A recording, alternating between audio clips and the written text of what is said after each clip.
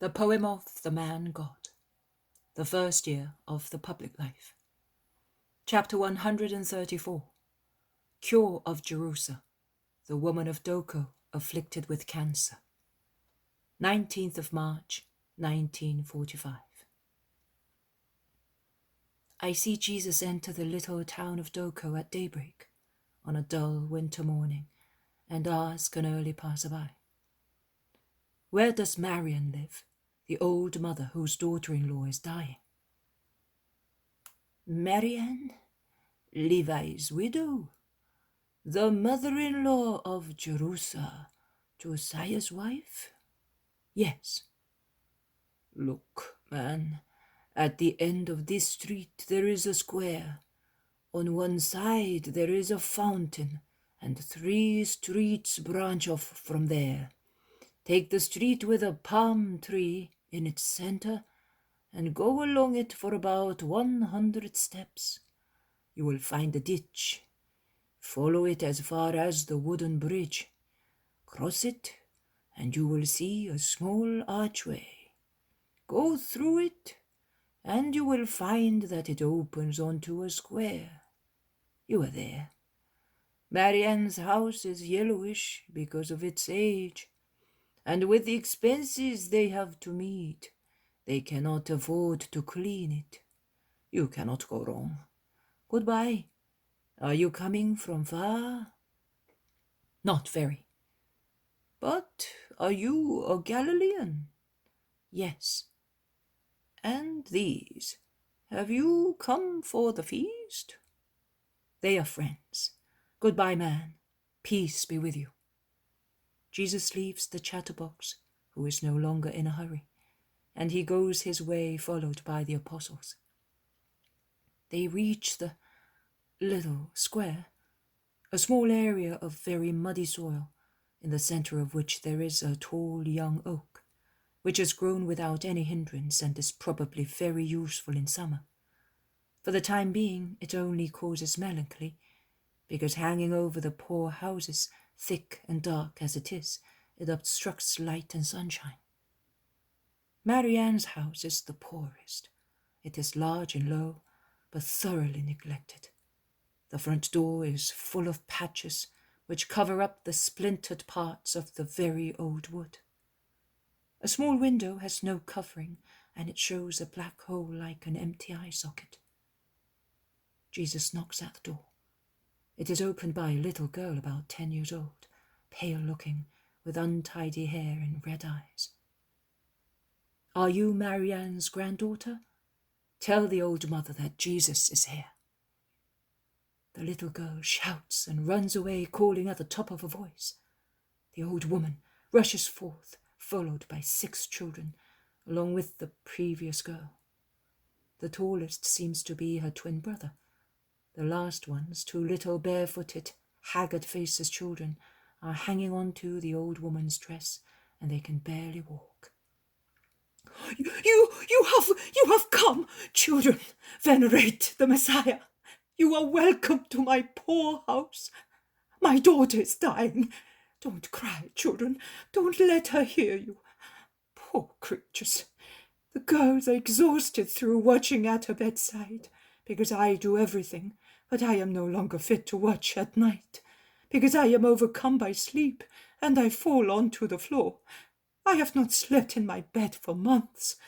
I now sleep on a chair, so that I am near her and the girls. But they are very young, and they suffer from exhaustion. The boys gather wood to keep the fire burning, and they sell some to buy bread. They are worn out, poor grandsons. But it is not work that kills us, but it's seeing her dying. Don't cry. We have Jesus now." "Yes, do not cry. Your mother will recover. Your father will come back. You will not have so many expenses, and you will not be so hungry. Are these 2 the last ones?" "Yes, Lord. Although a weak creature, she had twins 3 times, and her breast became diseased." "Some have got too many and some none." grumbles Peter through his beard, and he takes a little one in his arms and gives him an apple to keep him quiet. And while the other little one also asks for one, and Peter pleases him, Jesus goes with the old woman from the entrance to the yard, then climbs the steps and enters a room where a young, emaciated woman is groaning. Jerusa, the Messiah is here. You will not suffer any more now. Can't you see that he has really come? Isaac never tells lies, and he told me. Do you believe that since he has come here, he can cure you? Of course, my good mother. Yes, my lord. But if you cannot cure me, at least let me die. I have horrible pains in my breast. The mouths of my children, to whom I gave sweet milk, have given me back fire and bitterness. I suffer so much, my lord, and I cost so much. My husband works far away to earn bread for us. My old mother is wearing herself out. I am dying. What will happen to my children when I am dead of my disease, and she of exhaustion and privations? There is God for the little birds, and also for the children of man. You will not die. Does it hurt you so much here? Jesus makes the gesture of laying his hands on a breast covered by bandages. Don't touch me! Don't increase my pain! Shouts the sick woman. But Jesus gently lays his thin hand on the inflamed mama. You really have a fire in it, poor Jerusa. Motherly love has become fire in your breast. But you do not bear grudge to your husband and to the children, do you? Oh, why should I? He is good and has always loved me. We loved each other with wise love, and our love bloomed in children. And they, I am grieved at leaving them. But Lord, my fire is relaxing. Mother, it is as if an angel were blowing air from heaven on my torture. Oh, how peaceful! Don't take your hand away, my lord. On the contrary, press it harder. Oh, how strong! What joy! My children here. I want them here. Dina, Osius, Anna, Sheba, Melchi, David, Judas, here. Your mummy is not dying anymore. Oh! The young woman turns over her pillows, weeping with joy, while the children rush in, and the old woman on her knees, not finding anything else in her joy, intones the song of Azariah in the furnace and sings it all in the trembling voice of a deeply moved old woman. Ah, my lord, what can I do for you? I have nothing to honor you, she says at last. Jesus raises her up and says, just allow me to stay here, for I am tired. And do not tell anybody. The world does not love me. I must go away for some time. I ask you to be faithful to God and to be silent. You, the young mother, the children. Oh, don't be afraid. No one calls on poor people. You can stay here without being afraid of being seen. The Pharisees, eh? But what about eating? I have only a little bread. Jesus calls the Iscariot and says to him, take some money and go and buy what is necessary. We will eat and rest with these good people until evening. Go and be quiet." He then addresses the cured woman. "Take your bandages off, get up, and help your mother and rejoice. God granted you the grace out of mercy on your virtues as a wife. We will break our bread together because the Most High Lord is in your house today, and we must celebrate with great joy." And Jesus goes out and joins Judas, who is about to leave. "Buy plenty, that they may have enough for a few days. While we are at Lazarus's, we shall lack nothing." "Yes, master, and if you will allow me, I have some money of my own. I made a vow to offer it for your salvation from your enemies.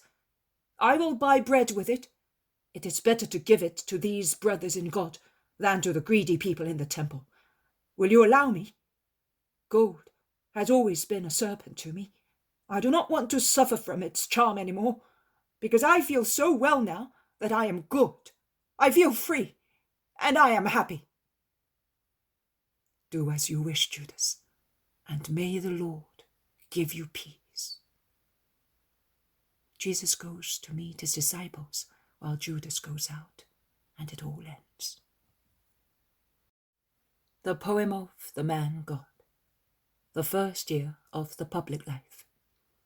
Chapter 135. At Bethany, in the house of Simon Zealot.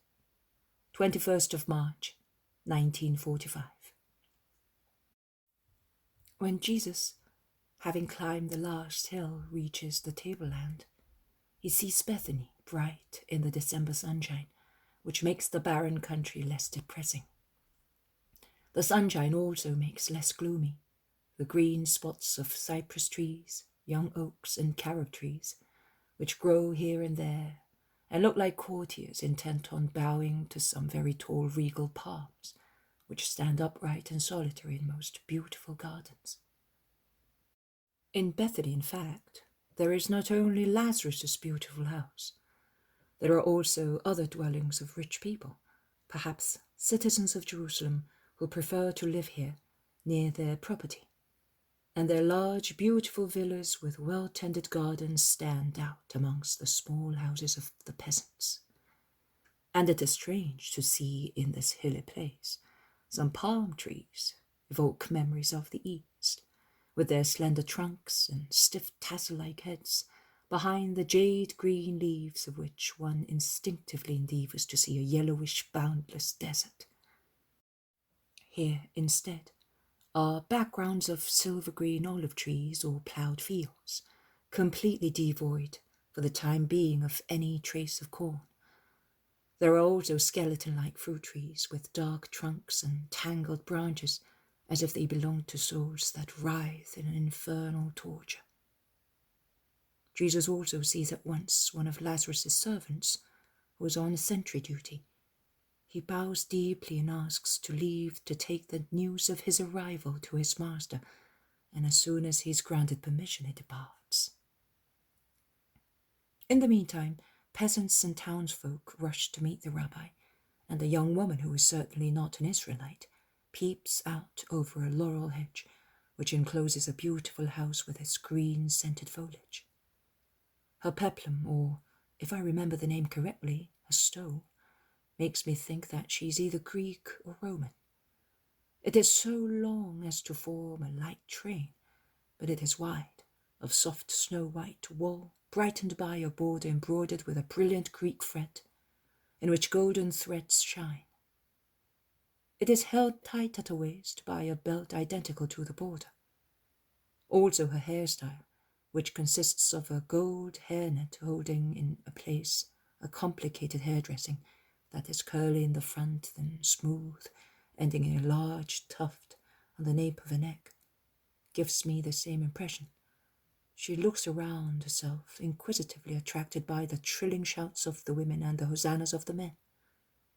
She then smiles scornfully when she sees that they are going towards a poor man who has not even a little donkey to ride, and is walking amongst fellows like himself, who are even less charming than he is.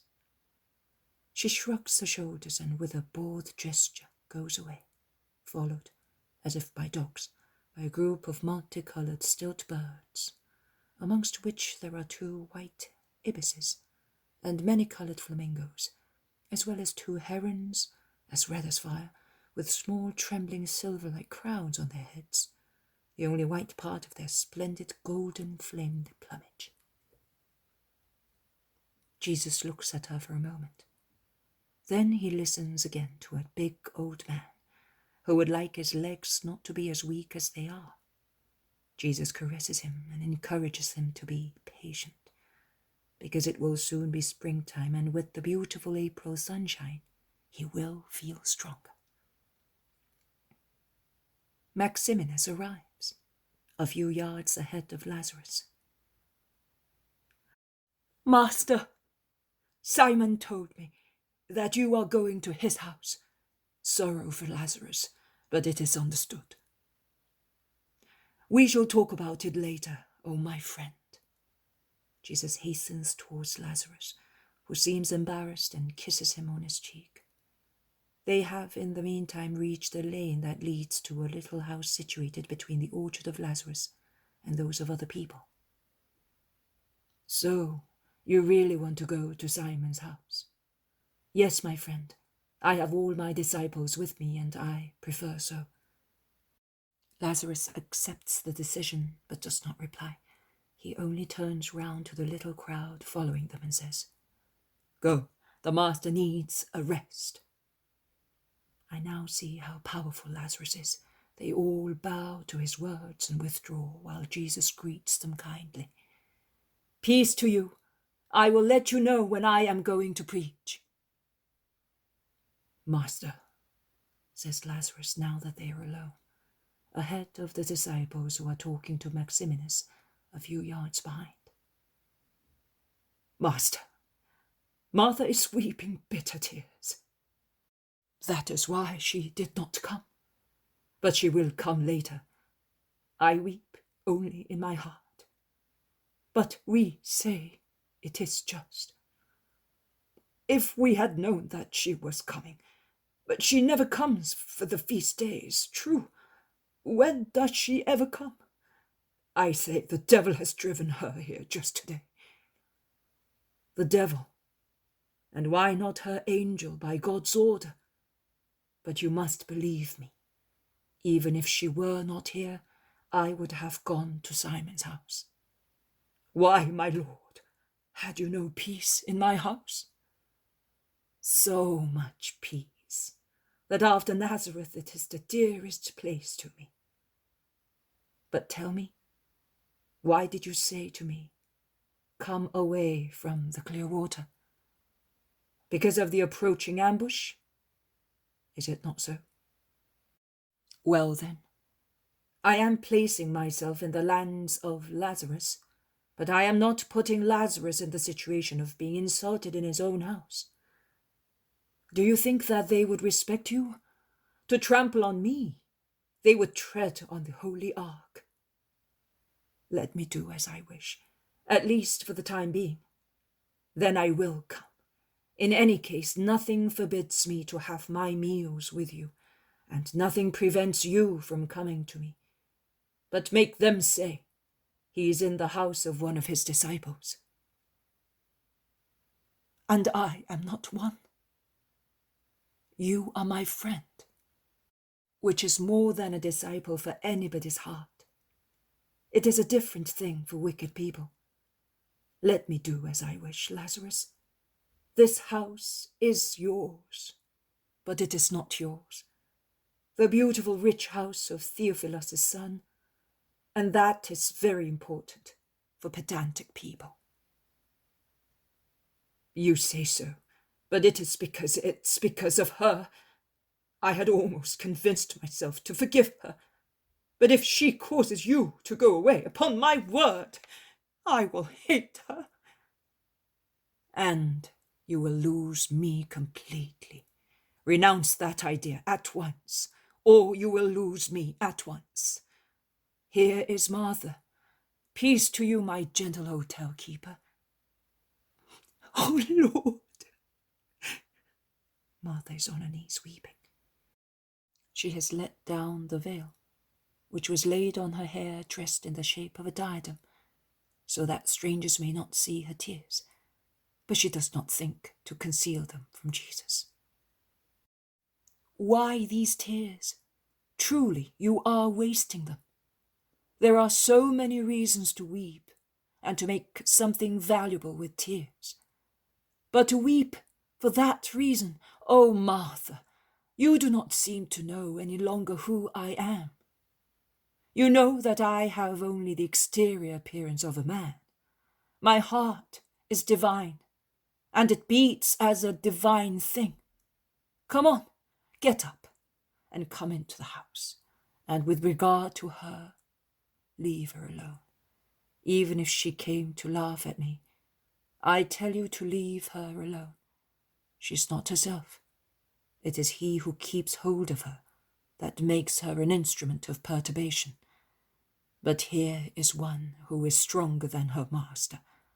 The struggle is now directly between me and him.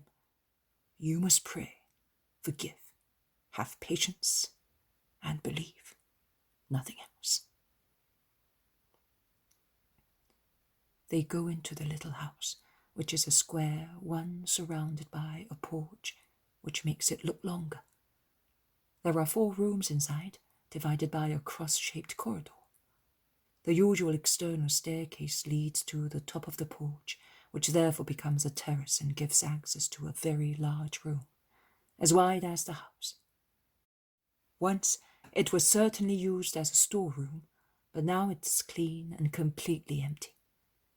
Simon, who is beside his old servant, whose name I hear is Joseph, receives the guests and says, "You could speak to the people here, or take your meals as you wish." "We will think about that. In the meantime, go and tell the others that the people can come after their meal. I will not disappoint the good people here." "Where shall I tell them to go?" "Here. The day is a mild one. The place is sheltered from the winds. The bare orchard will not be damaged if people come into it. I will speak to them here, from the terrace. You may go." Lazarus is left alone with Jesus. Martha, who has to provide for so many people, has become the good hotel keeper again, and is working downstairs with the servants and the apostles preparing tables and beds. Jesus lays one arm around Lazarus' shoulders and leads him out of the large room. They walk on the terrace that encircles the house in the lovely sunshine that makes the day mild, and from above Jesus watches the work of the servants and disciples and smiles at Martha, who comes and goes and looks up at him. Although she is grave, she is not quite so upset as erstwhile. He looks also at the beautiful view around the place, and with Lazarus mentions various places and people, and at last he suddenly asks, "So Doris's death was like a stick stirred in the serpent's nest?" "Oh, Master, Nicodemus told me that never before was a meeting of the Sanhedrin so violent." "What have I done to the Sanhedrin to upset it so much? Doris died a natural death, killed by his wrath, in the presence of a considerable crowd. I did not allow anyone to be lacking in respect to his dead body." "So? You are right. But they are out of their minds with fear.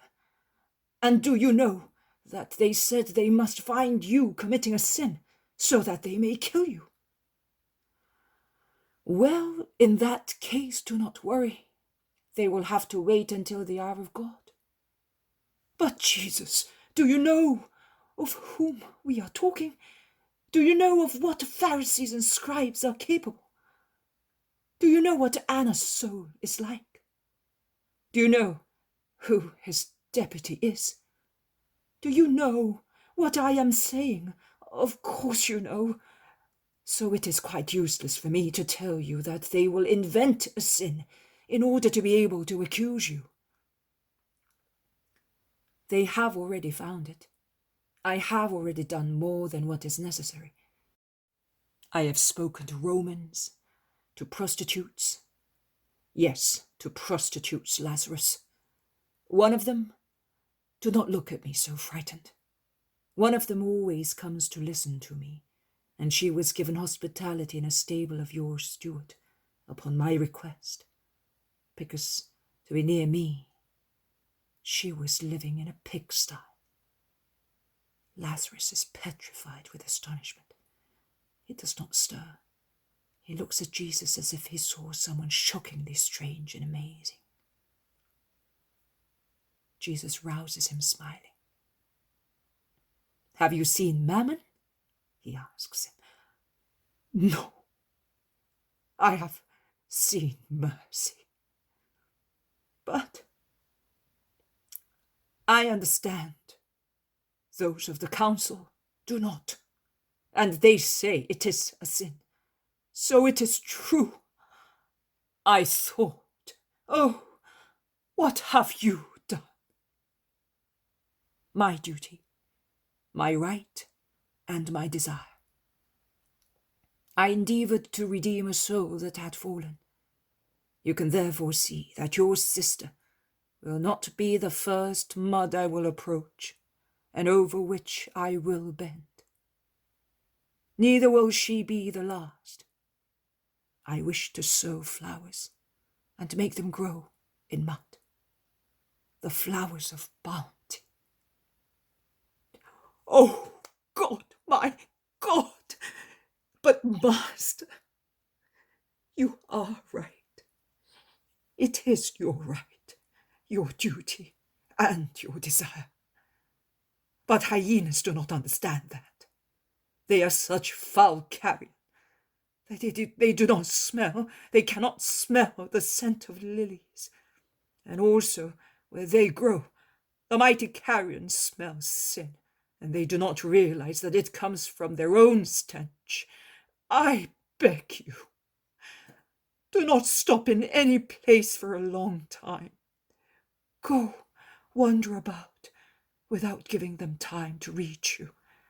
Be like a night fire, dancing on the stems of flowers, swift, elusive, disconcerting in its movements.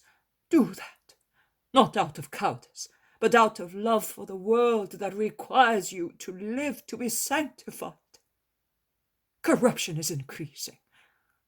Oppose sanctification to it. Corruption.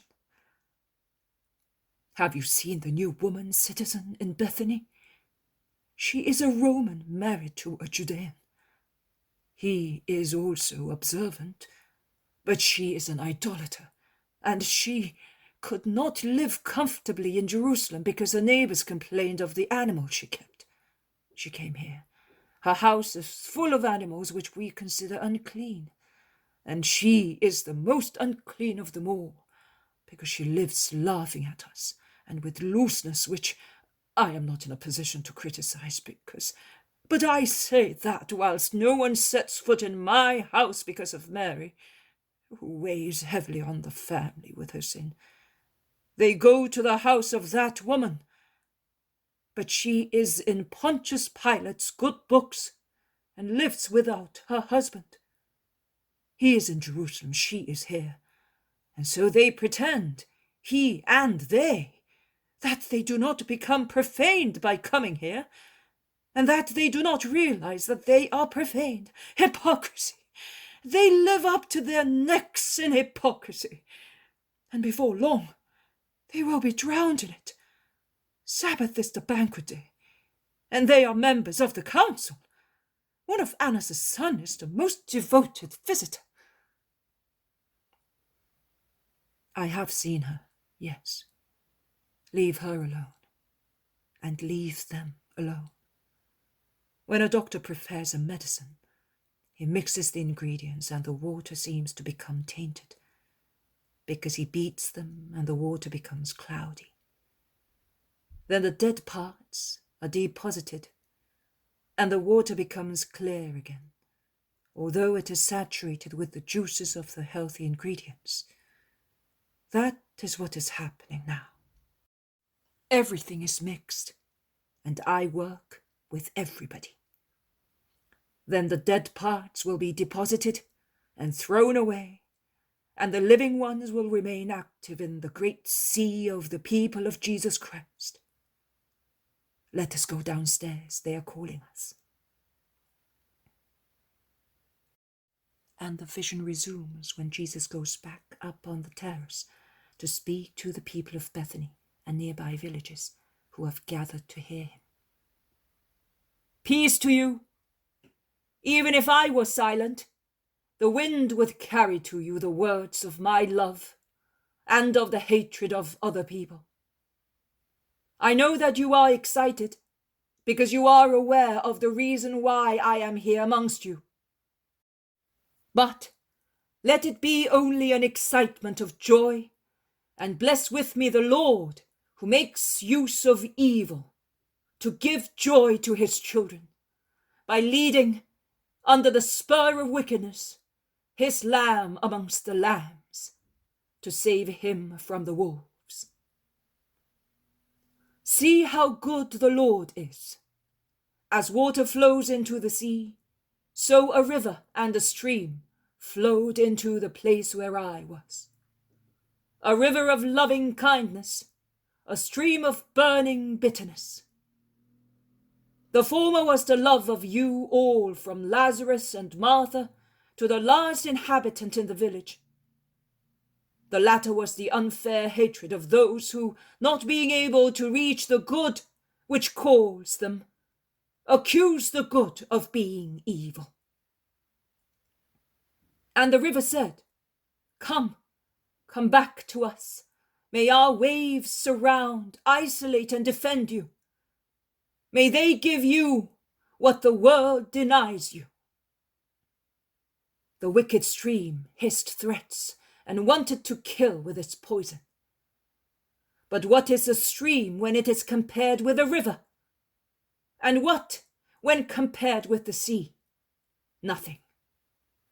And the poison of the stream was reduced to nothing, because the river of your love overwhelmed it, and only the kindness of your love flowed into the sea of my love.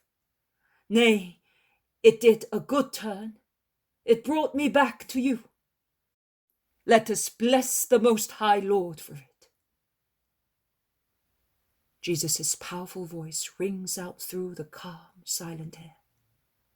Jesus, bright in the sunshine, waves and smiles from the terrace. On the ground, the people listen to him blissfully. A flourish of faces raised towards him and smiling at the harmony of his voice. Lazarus is near Jesus with Simon and John. The others are scattered amongst the crowd. Also Martha goes upstairs and sits down on the floor at Jesus' feet, looking towards her house, visible beyond the orchard. The world belongs to bad people, paradise to good people. That is the truth and the promise. May your certain strength rest upon such promise. The world passes, paradise does not. If by being good you gain it, you will enjoy it forever. So why get upset at what bad people do? Do you remember Job's lamentations? They are the eternal lamentations of those who are good and oppressed. Because the flesh moans, but it should not moan. And the more it is trampled on, the more it should raise the wings of its soul in the jubilation of the Lord. Do you think that those are happy who appear to be happy?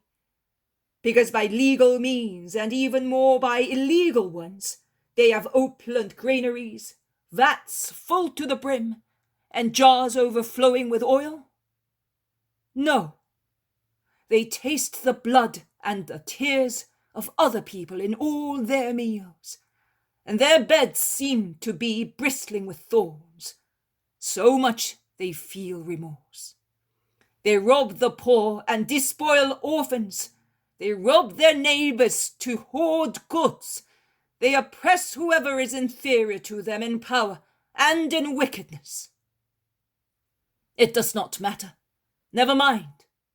Their kingdom is of this world. But what will be left at their death? Nothing. Unless you wish to call a treasure the pile of sins that they will take with themselves, and with which they present themselves to God. Never mind. They are the children of darkness, rebels to the light, and they are unable to follow the bright paths of the light. When God makes the morning star shine, they call it the shadow of death, and as such, they think it is contaminated, and they prefer to walk in the glitter of their filthy golden hatred, which blazes only because the things of hell shine with the phosphorus of the lakes of eternal perdition. My sister, Jesus, oh! Lazarus sees Mary stealing behind a hedge of his orchard to come as close as possible. She stoops as she walks, but her fair hair shines like gold against the dark box. Martha is about to get up, but Jesus presses his hand on her head, and she is compelled to stay where she is. Jesus speaks louder. What shall we say of those unhappy people? God gave them time to do penance, but they misuse it in order to sin. But God does not lose sight of them, even if he seems to. And the moment comes when either because of the love of God pierces their hard hearts as a thunderbolt penetrates a rock, or because the total mass of crimes carries the wave of their filth right into their throats and nostrils. And they are disgusted. At last they are disgusted with that taste and that stench which are nauseating also to other people and fill their own hearts.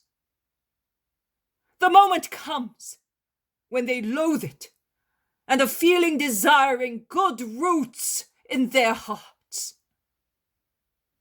Each soul then cries, who will allow me to go back to former times, when I was a friend of God, when his light shone in my heart, and I walked in its rays, when the amazed world was silent before my justice, and who saw me said I was blessed. The world craved for my smiles, and my words were received like the words of an angel, and the hearts of my relatives leapt with pride in their chests. And what am I now? I am an object of derision to young people, of horror to elderly people. I am the subject of their songs, and they spit scornfully in my face. Truly, that is how, in certain moments, the souls of sinners speak, the souls of the true Jobs, because there is no greater misery for man than to lose God's friendship and his kingdom forever. And they must arouse pity, only pity. They are poor souls who out of idleness or rashness have lost the eternal spouse. On my bed at night, I sought him whom my heart loves. I sought, but did not find him. In fact, in the darkness, one cannot distinguish the spouse, and the soul, spurred by love, being thoughtless because enveloped by a spiritual night, seeks and wants to find relief from its torture. And the soul thinks it can be found with any love. No. Only one is the love of the soul, God. Those souls, spurred on by the love of God, wander, seeking love. It would be sufficient for them to wish to have light and they would have love as their consort. They wander like sick people, groping for love, and they find all the loves, all the foul things that man has so called, but they do not find the love, because the love is not gold, pleasure, power, but God. Poor souls! Had they been less lazy, and had they risen at the first invitation of the eternal spouse, of God who says, follow me, of God who says, open to me, they would not have opened the door in the outbursts of their awakened love, when the disappointed bridegroom was already far and had disappeared.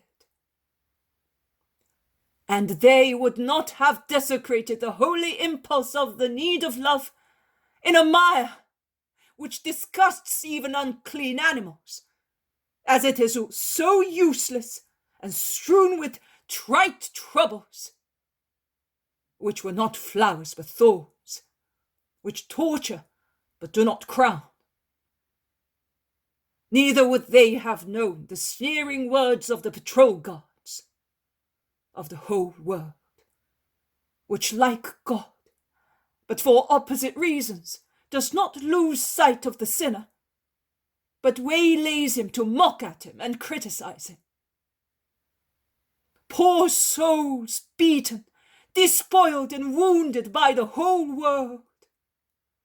Only God does not join in such pitiless, scornful stone-throwing, but he lets his tears drop to cure the wounds, and put an adamantine dress on his creature, always his creature, only God, and the children of God with the Father.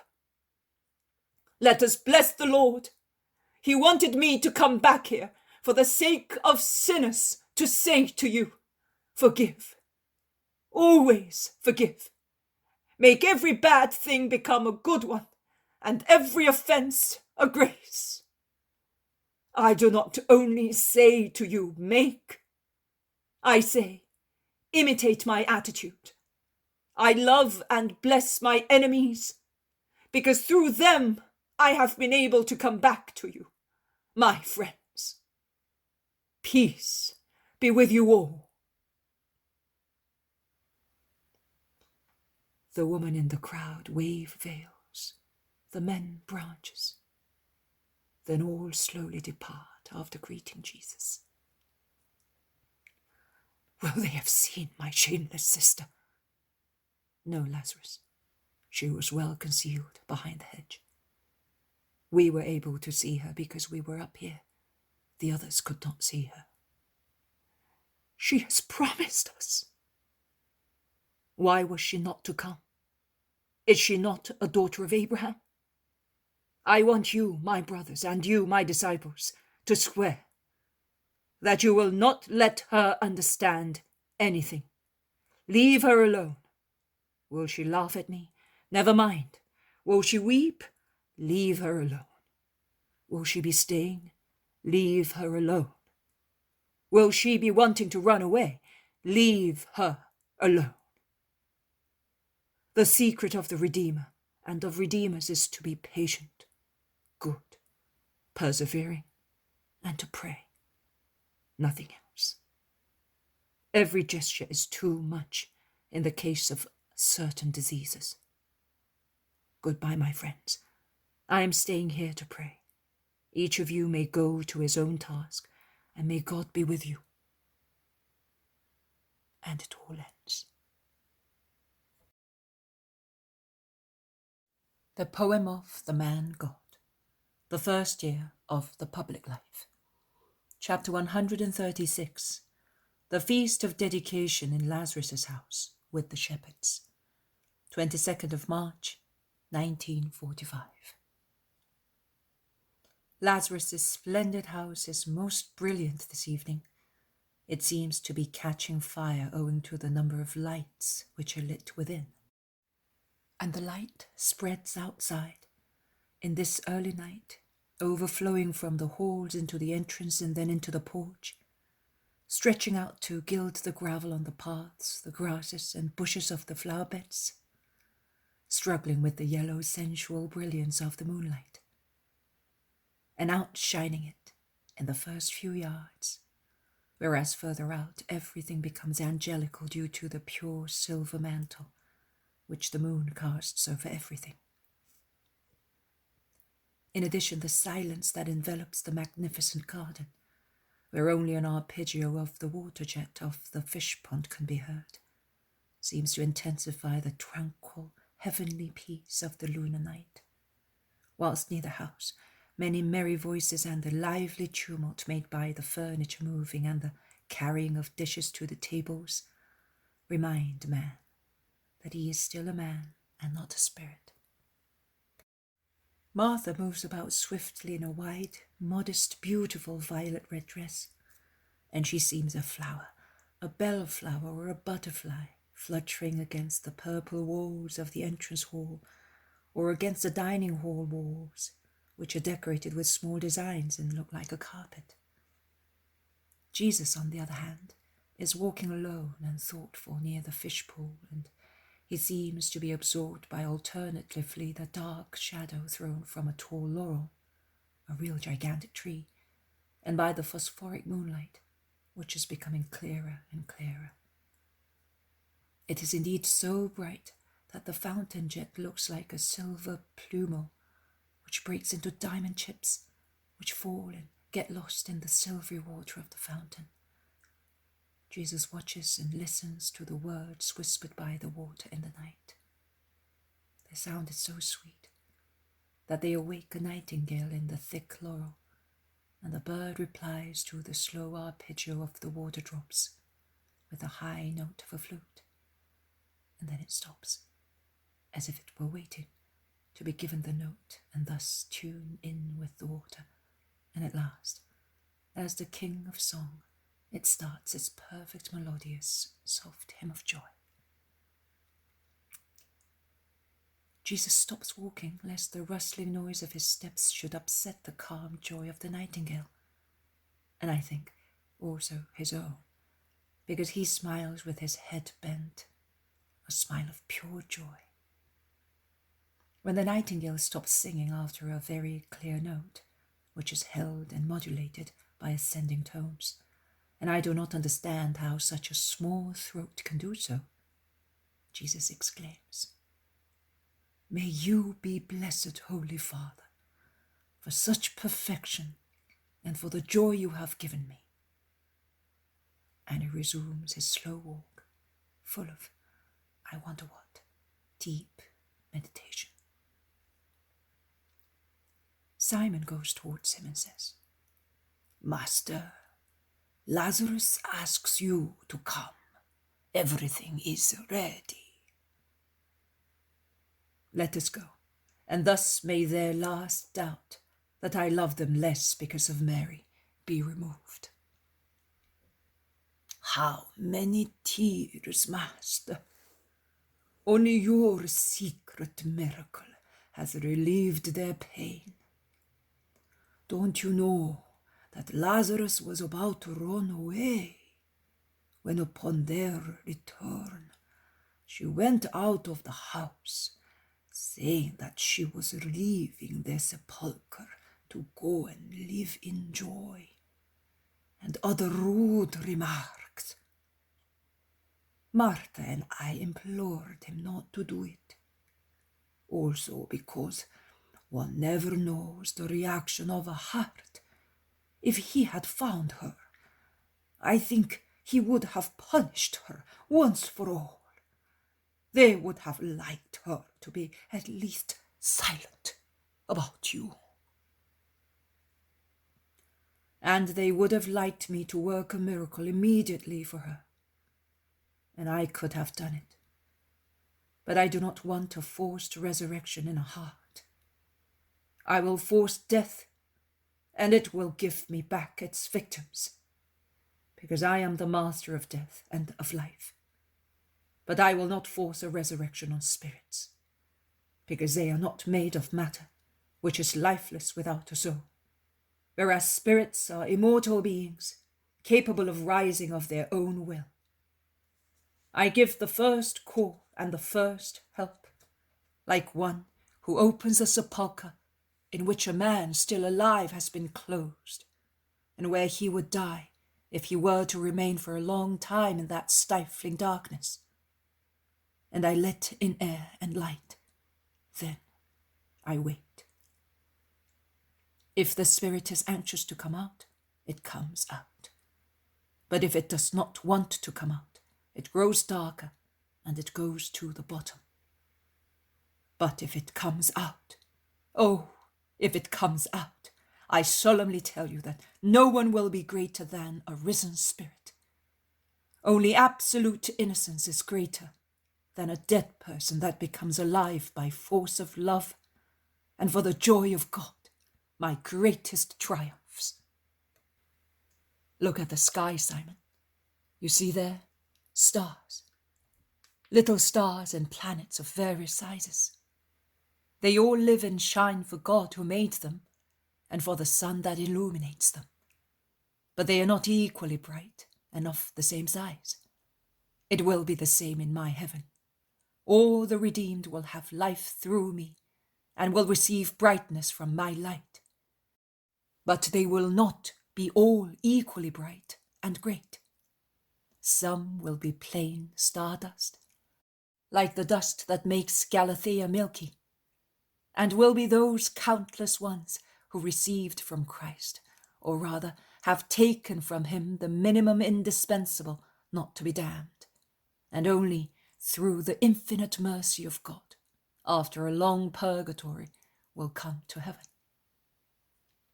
Others will be brighter and better formed, the just who have united their own will.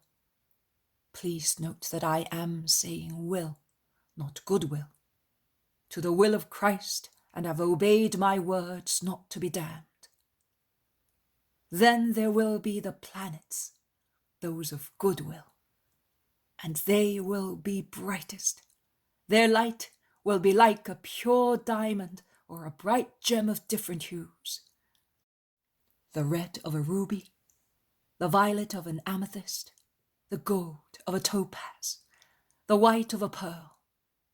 The lovers faithful unto death for love, the repentants for love, the people active for love, the people immaculate for love. And there will be some of those planets, and they will be the glory of the Redeemer, that will glare like amethysts, rubies, topazes, and pearls, because they will be everything for the sake of love. They will be heroic to the extent of forgiving themselves for not having loved before, repentant to become saturated with expiation as Esther was saturated with perfumes before presenting herself to Ahasuerus, untiring in doing in a short time, the short time left to them, what they did not do in the years they spent in sin, pure to the extent of heroism in forgetting, also in their bodies, besides in their souls and thoughts, that they had senses. They will be the ones who through their multiform brightness will attract the eyes of the believers, of the pure, of the repentant, of the martyrs, of the heroes, of the ascetics, of the sinners, and for each of those categories, their brightness will be a word, a reply, an invitation, an assurance. But let us go. We are talking and they are waiting for us. The point is that when you speak, we forget that we are alive. Can I tell Lazarus all that? I think it contains a promise. You must tell him. The word of a friend may soothe their wound, and they will not blush for blushing before me. We have kept you waiting, Martha, but I was talking to Simon about the stars, and we forgot about these lights. Your house this evening is really a vault of heaven. We have lit the lights not only for ourselves and our servants, but also for you and your friends, who are our guests. Thanks for coming this final evening. Now it is really the feast of the purification. Martha would like to say more, but feels she is about to burst into tears and keeps quiet. Peace to you all, says Jesus, entering the hall, aglitter with dozens of silver lamps, all lit and placed all around. Lazarus comes forward smiling. Peace and blessing to you, Master, and many years of holy happiness. They kiss each other. Some friends of ours have told me that you were born when Bethlehem was ablaze for the purification feast years ago. Both they and we are happy to have you here this evening. Do you not want to know who they are? I have no friends but my disciples, the dear ones in Bethany and the shepherds. So it is the shepherds. Did they come? What for? To adore you, our Messiah. We were informed by Jangsahang and we came, with our herds, which are now in Lazarus' stables, and with our hearts, we are now and always at your holy feet. Isaac has spoken on behalf of Elias, Levi, Joseph, and Jonathan, who are all prostrated at his feet. Jonathan in the soft tunic of the steward loved by his master. Isaac in his garment of a tireless pilgrim, a tunic made of coarse, dark brown wool, proof to water. Levi, Joseph, and Elias are wearing fresh, clean clothes given to them by Lazarus, so that they may sit at the table without their poor, torn clothes smelling of sheep. Is that why you sent me into the garden? May God bless you all. Only my mother is missing to make me completely happy. Stand up. This is my first birthday away from my mother, but your presence relieves me from the nostalgia of her kisses. They all go into the dining room.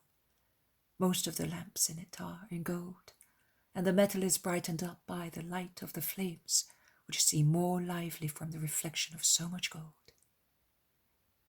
The table has been laid in the shape of a U, to make room for so many people and to facilitate service from servants and carvers. Besides Lazarus, there are the apostles, the shepherds, Maximinus, and Simon's old servant. Martha tends to the assignment of places at the table, and she would like to remain standing, but Jesus objects. Today you are not the hotel keeper, you are the sister, and you will sit down as if you were of the same blood as myself. We are one family. Let us put rules aside to make room for love. I want you here, beside me, and John near you, and Lazarus with me. But give me a lamp. A light is to keep watch between Martha and me, a flame. For the women who are absent and yet are present, for the women loved, waited for, dear to us and far away. For them all, the flame utters words of light, love utters words of warmth, and those words travel far, on the incorporeal wave of the spirits, which are always to be found beyond mountains and seas, and they take kisses and blessings. They take everything, is it not so? Martha puts the lamp where Jesus wants it, at an empty place, and as Martha understands, she bends and kisses the hand of Jesus, who then lays it on her dark hair, blessing and comforting. The meal starts. The three shepherds are at first somewhat embarrassed, whereas Isaac is more confident and Jonathan shows no uneasiness. The three shepherds take heart as the meal goes on, and after being quiet for some time they begin to speak. And what should they speak of, if not of their recollections? We had not been long back in the pen, says Levi, and I felt so cold that I sought comfort among the sheep, weeping because I wanted my mother. I instead was thinking of the young mother I had met not long before, and I was saying to myself, will she have found a place? I wish I had known that she was in a stable. I would have taken her to the pen, but she was so kind, a lily of our valleys, and I thought it would be an insult to say to her, come and stay with us. But I was thinking of her, and I felt even colder, thinking how much she must be suffering. Do you remember the light that night? And your fear? Yes, but then the angel. Oh. Levi, somewhat lost in reverie, smiles at his recollection. Oh, listen a moment, friends. We know very little, and we are badly informed. We have heard about angels, mangers, herds, Bethlehem, and we know that he is a Galilean and a carpenter. It is not fair that we should not be informed. I asked the master at the clear water, but then we spoke about something else. This young man who knows has not told me anything. Yes, I am speaking to you, John of Zebedee. Is that how you respect an elder? You keep everything to yourself, and you allow me to remain a stupid disciple. Am I not already a dunce on my own? They all laugh at Peter's benign indignation, but he addresses his master. They're laughing, but I'm right. And he then says to Bartholomew, Philip, Matthew, Thomas, James, and Andrew, come on, you tell them to. Protest with me. Why do we know nothing? Really? Where were you when Jonah was dying? And when we were on Lebanon? You're right. But in the case of Jonah, I thought it was the delirium of a dying man. At least I did. And on Lebanon, I was tired and sleepy. Forgive me, master, but it is the truth. And it will be the truth for many. The world of those who have been evangelized will often reply to the eternal judge to justify their ignorance despite the teaching of my disciples. What have you said? I thought it was a delirium. I was tired and sleepy. And they will often not acknowledge the truth because they will mistake it for delirium. And they will not remember the truth because they are tired and sleepy as a result of indulging in too many useless, fleeting, and even sinful things. One thing only is necessary: to know God. Well, now that you have told us what we deserve, tell us what happened. Tell your Peter. Then I will tell the people. If not, I have already told you. What can I tell them? I know nothing of the past. I am no good at explaining the prophecies and the book. The future. Oh, poor me. So what shall I evangelize? Yes, master, let us know too. We know that you are the Messiah, and we believe it. But at least as far as I am concerned, I found it difficult to admit that anything good could come from Nazareth. Why did you not make me acquainted at once with your past? Says Bartholomew. To test your faith and the brightness of your spirit. But now I will speak to you, or rather, we will speak to you of my past. I will tell you what even the shepherds do not know, and they will tell you what they saw. And you will be acquainted with the dawn of Christ. Listen. When the time of grace had come, God prepared his virgin. You will readily understand that God could not dwell where Satan had put an indelible mark. The power, therefore, took action to prepare its future spotless tabernacle. And she, on whom there is no stain, was conceived of two just people in their old age, against the common rules of procreation. Who brought that soul into the embryonal flesh that rekindled the old womb of my grandmother, Anna of Aaron? Levi, you saw the archangel of all the announcements. You can say it is he, because the strength of God has always been the victorious archangel who brought joyful tidings to saints and prophets. He has been the unconquerable warrior who smashed even Satan's great power as if it were the stem of withered moss. He is the intelligent spirit who with clever and bright intelligence warded off the snares of other intelligent but wicked spirit, and thus had God's command promptly accomplished. The announcer, who was already familiar with the ways of the earth, as he had descended to speak to the prophets, with a cry of joy took from the divine fire the spark which were the soul of the eternal maid, and clasping it in the circle of the angelical flames of his spiritual love, brought it down onto the earth, into a house, into a womb. And the world, from that moment, had the adoring maid. And God, from that moment, could look at a spot on the earth without feeling disgusted. And the little creature was born, the child beloved by God and the angels, the child consecrated to God, the daughter piously loved by her parents, and Abel gave the firstborn of his flock to God. Oh, how truly the grandparents of the eternal Abel gave God the early fruit of their property. They gave him all their goods, and they died because they had given everything back to him who had given it to them. My mother was the maid of the temple from her 3rd to her 15th year of age, and she hastened the coming of Christ with the power of her love. A virgin before being conceived, a virgin in the obscurity of a womb, a virgin in her whimpers, a virgin in her first steps.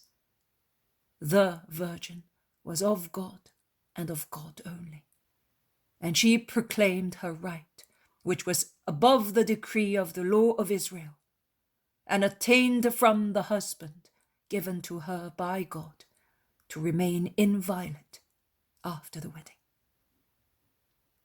Joseph of Nazareth was a just man. The lily of God could be given only to him, and he was the only one to have it. And being an angel both in his body and his soul, he loved as the angels of God love. The depths of that strong love, which enjoyed all the fondness of married life without going beyond the barrier of celestial fire, beyond which was the ark of the Lord, will be understood only by few people on the earth. It is the evidence of what a just man can do, if he only wants to, because also the soul, even if it is injured by the original sin, has a powerful strength of elevation to remember and to go back to its dignity of a child of God, and it works in a divine way for the sake of the Father. Mary was still in her house, waiting to be married to her spouse, when Gabriel, the angel of divine announcements, came back to the earth and asked the virgin to become a mother. He had already promised the precursor to Zacharias, who had not believed him. But the virgin believed that it could happen by the will of God, and sublime as she was in her ignorance, she only asked, "How can that happen?" And the angel replied to her, "You are full of grace, Mary. Do not be afraid, for you have won God's favor, also with regard to your virginity. You will conceive and bear a son, and you will name him Jesus, because he is the Savior promised to Jacob and to all the patriarchs and prophets of Israel. He will be great and the true Son of the Most High, because he will be conceived by deed of the Holy Spirit. His father will give him the throne of David, as it is predicted, and he will rule over the house of Jacob forever, and his true reign will have no end." Now the Father, the Son, and the Holy Spirit are awaiting your obedience to fulfill the promise. The precursor of Christ is already in the womb of Elizabeth, your cousin. And if you agree, the Holy Spirit will descend upon you, and so the child born of you will be holy and will bear his true name of Son of God."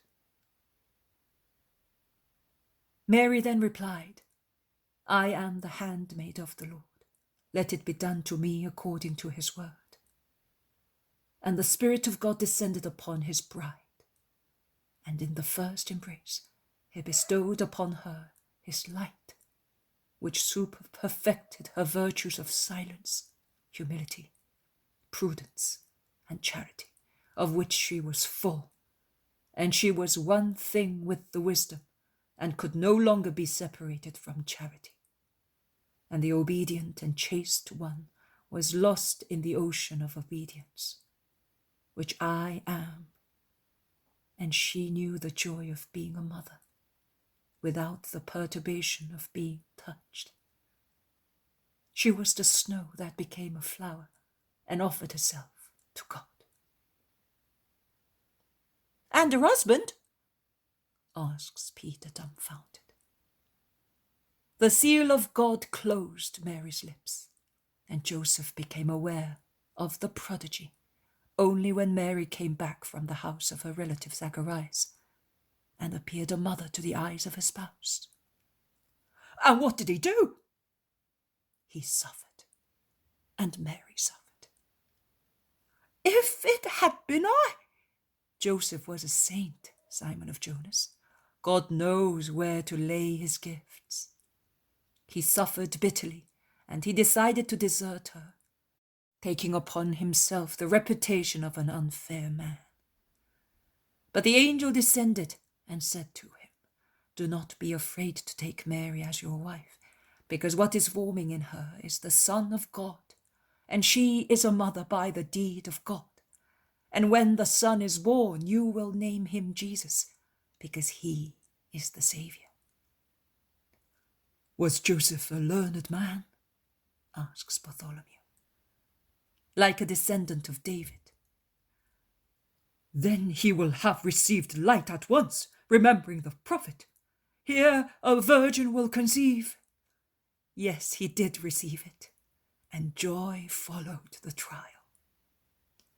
"Had it been I," resumes Peter, "it would not have happened, because before I would have— oh Lord, what a good job it was not I! I would have broken her like the stem of a flower without giving her time to speak, and after, if I had not been a murderer, I would have been afraid of her, the fear for the tabernacle, which the whole of Israel has had for centuries." Also Moses was afraid of God, and yet he was helped and stayed with him on the mountains. So Joseph went to the holy house of his spouse and saw to the needs of the virgin and of the unborn child. And when the time of the edict came for all the people, he went with Mary to the land of his fathers. And Bethlehem rejected them, because the hearts of men are closed to charity.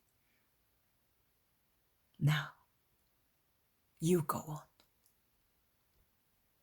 "Toward evening I met a young smiling woman riding a little donkey.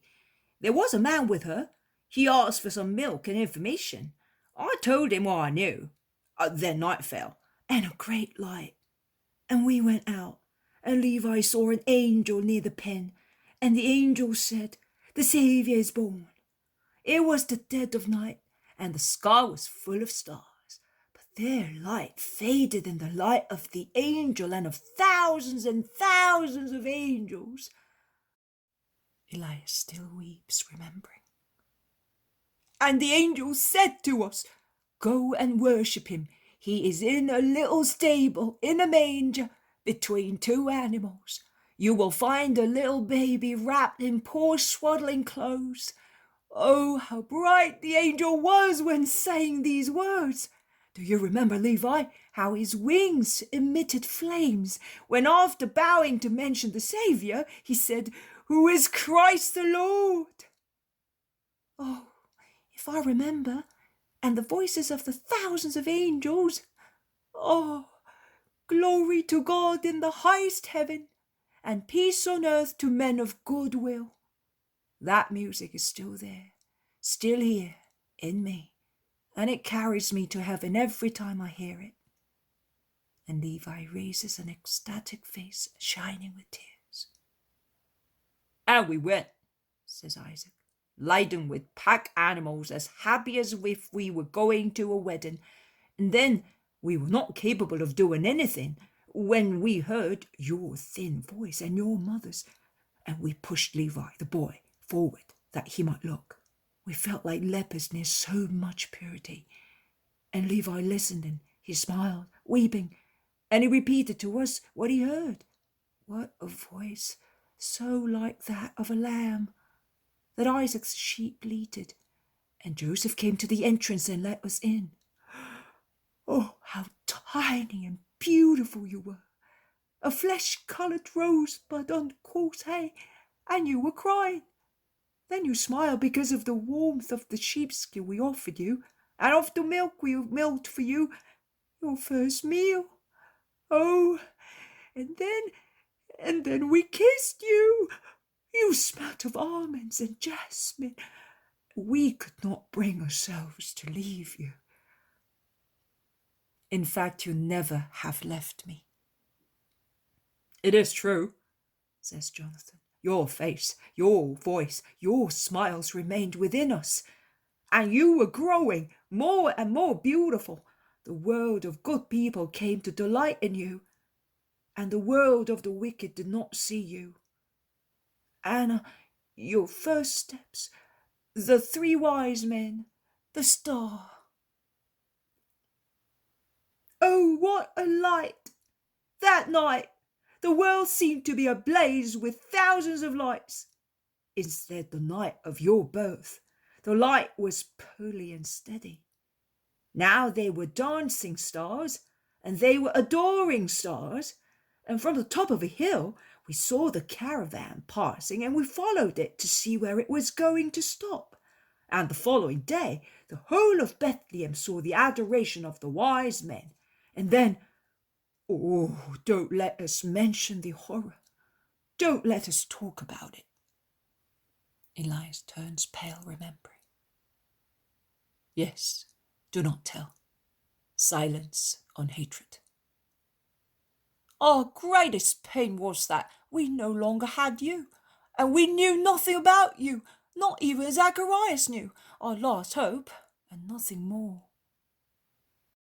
Why, Lord, did you not comfort your servants?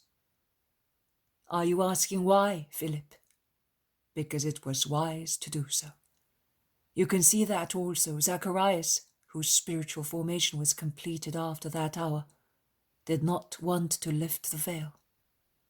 Zacharias, but you told us that he took care of the shepherds.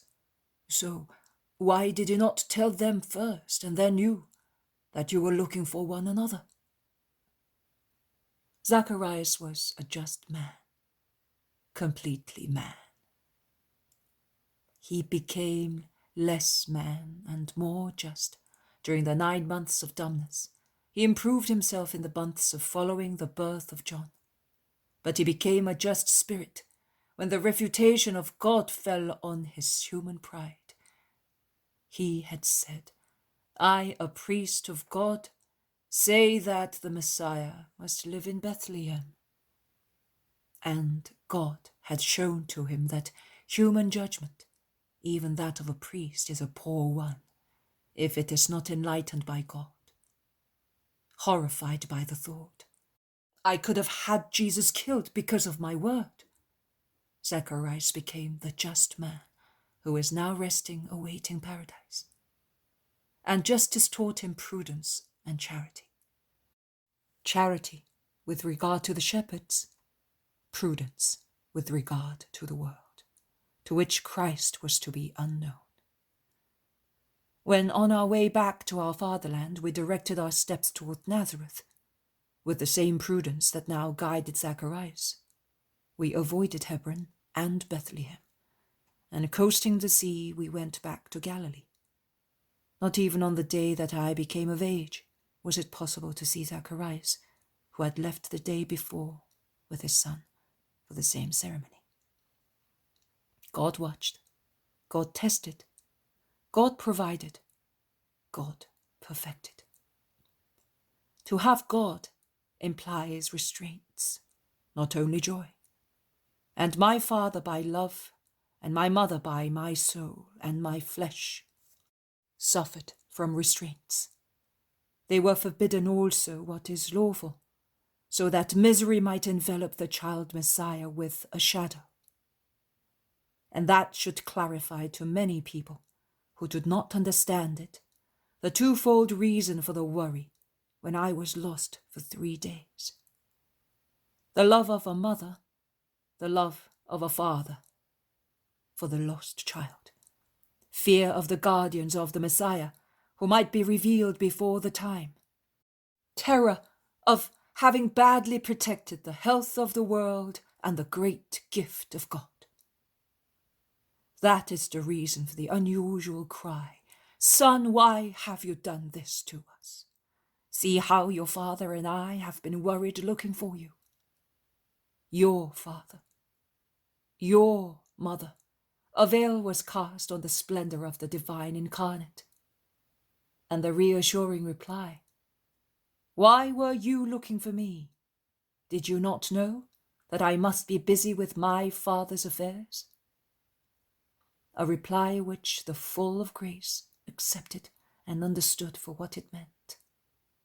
That is, do not be afraid. I am small a child, but if I grow, according to my human nature, in height, wisdom, and grace in the eyes of men, I am the perfect one, because I am the Son of the Father, and thus I know how to behave perfectly, serving the Father by making his light shine, serving God by preserving the Savior. And that is what I have done up to a year ago. The time has now come.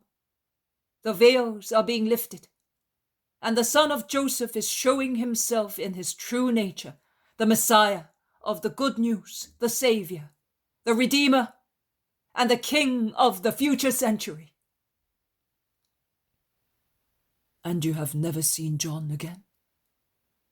Only at the Jordan, my dear John, when I wanted to be baptized. So you did not know Zacharias had helped the shepherds? I told you, after the shedding of the most innocent blood, the just became saints, and men became just. Only the demons remained what they were. Zacharias learned to sanctify himself through humility, charity, prudence, silence. I want to remember all this, but will I be able? Says Peter. Don't worry, Peter. Tomorrow I will ask the shepherds to repeat it to me all over again, calmly, in the orchard. Once, twice, 3 times if necessary. My memory is good.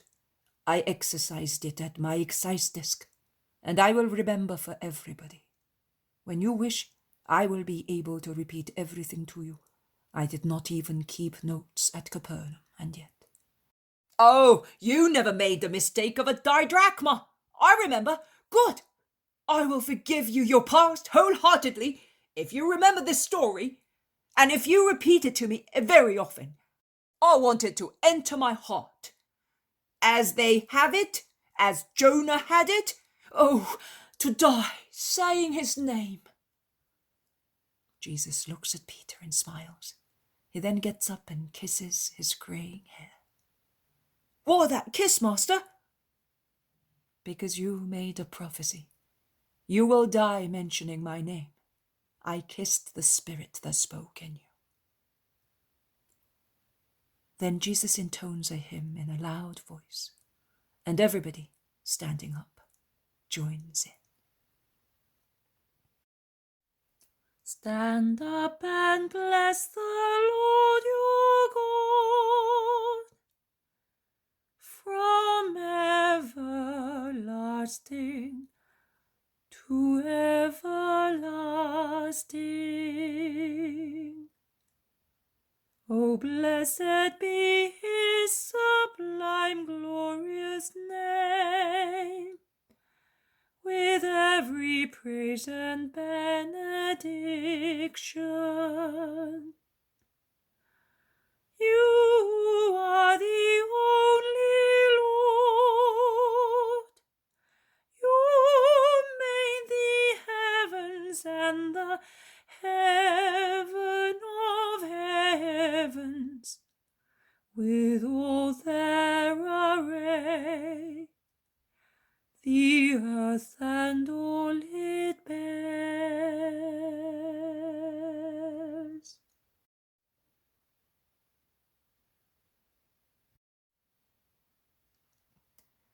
It is the hymn sung by the Levites at the feast of the consecration of the people, second book of Ezra, chapter 9.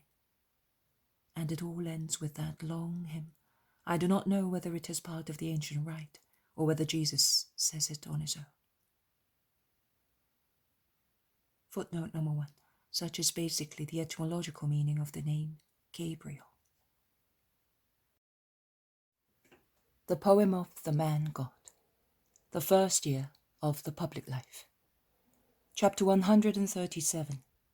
Return to the clear water. 15th of April, 1945. Jesus is going across the flat fields at the clear water with his apostles.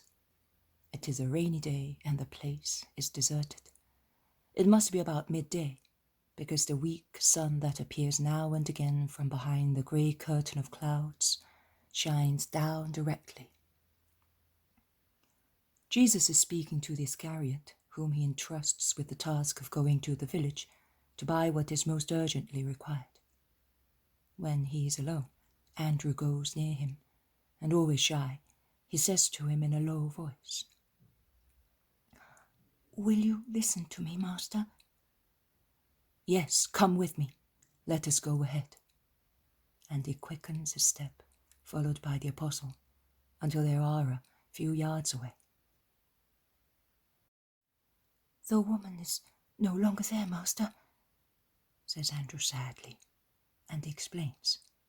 "They have beaten her, and she ran away. She was wounded and bleeding. The steward saw her. I went ahead, saying that I wanted to see whether there were any snares, but in actual fact, I wanted to go and see her at once. I was hoping so much to bring her to the light. I have prayed so much these past days for that. Now she has run away. She will get lost. If I knew where she is, I would reach her. I would not say that to the others, but I am telling you, because you understand me.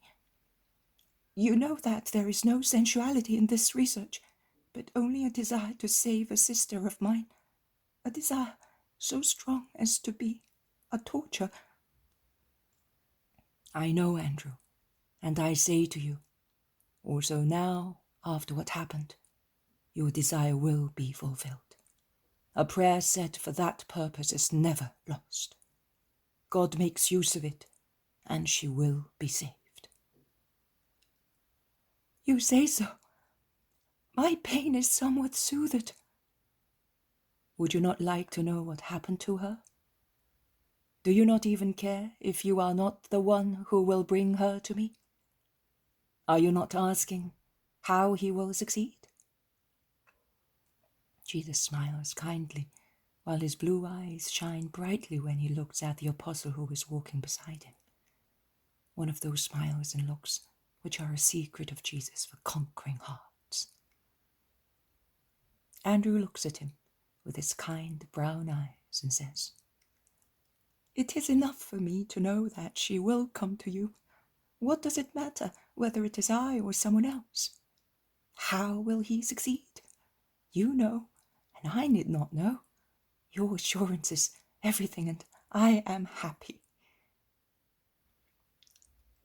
Jesus lays his arm on Andrew's shoulders and draws him to himself in an affectionate embrace, which throws good Andrew into ecstasies. and holding him thus, he says, "That is the gift of the true apostle. See, my dear friend, your life and the lives of future apostles will always be like that. Sometimes you will know that you have been the saviors, but in most cases you will save without knowing that you have saved the very people you are most anxious to save. Only in heaven you will see the people you have saved come to meet you or enter the eternal kingdom, and the joy of your blessed souls will increase for each person saved. Sometimes you will know while on the earth. It is the joy I grant you to infuse you with greater vigor for new conquests. But blessed be that priest who does not need such spurs to do his duty. Blessed be who does not lose heart because he sees no triumph and does not say, I am not going to work anymore because I get no satisfaction out of it. Apostolic satisfaction, considered as the only stimulus to work, shows lack of apostolic formation. Degrades apostolate, a spiritual mission, to the level of common human work. You must never fall into the idolatry of your ministry. You are not the ones to be worshipped, but it is the Lord your God. The glory of saved souls is only his. The work of salvation is your task, and the glory of being saviors is to be postponed till you are in heaven. But you were telling me that the steward saw her. Tell me. 3 days after we left, some Pharisees came looking for you. Of course, they did not find us. They went round the village and the houses in the country, saying they were anxious to see you.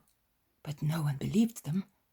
They put up at the hotel, turning out arrogantly all the people who were in it, because they said they did not want to have any contact with unknown strangers, who might even profane them. And they went to the house every day. After some days, they found the poor woman, who always went there, probably because she was hoping to find you and her peace. And they made her run away, chasing her as far as her refuge in the steward's stable. They did not assail her at once, because he came out with his sons, all armed with cudgels. But in the evening, when she went out, they came back together with other people, and when she was at the fountain, they pelted her with stones, calling her a prostitute and pointing her out to the scorn of the village. And she was running away. They reached her and maltreated her. They tore off her veil and mantle so that everybody could see her. They thrashed her once again, and with their authority they imposed themselves on the head of the synagogue, requesting that he should anathematize her in order to have her stoned, and he should also anathematize you for bringing her into the village. But he refused to do it, and is now awaiting the anathema of the Sanhedrin. The steward tore her from the hands of those rascals and assisted her, but during the night she went away, leaving a bracelet with words written on a bit of parchment. She wrote, "Thanks, pray for me." The steward says that she is young and beautiful, although she is very pale and thin.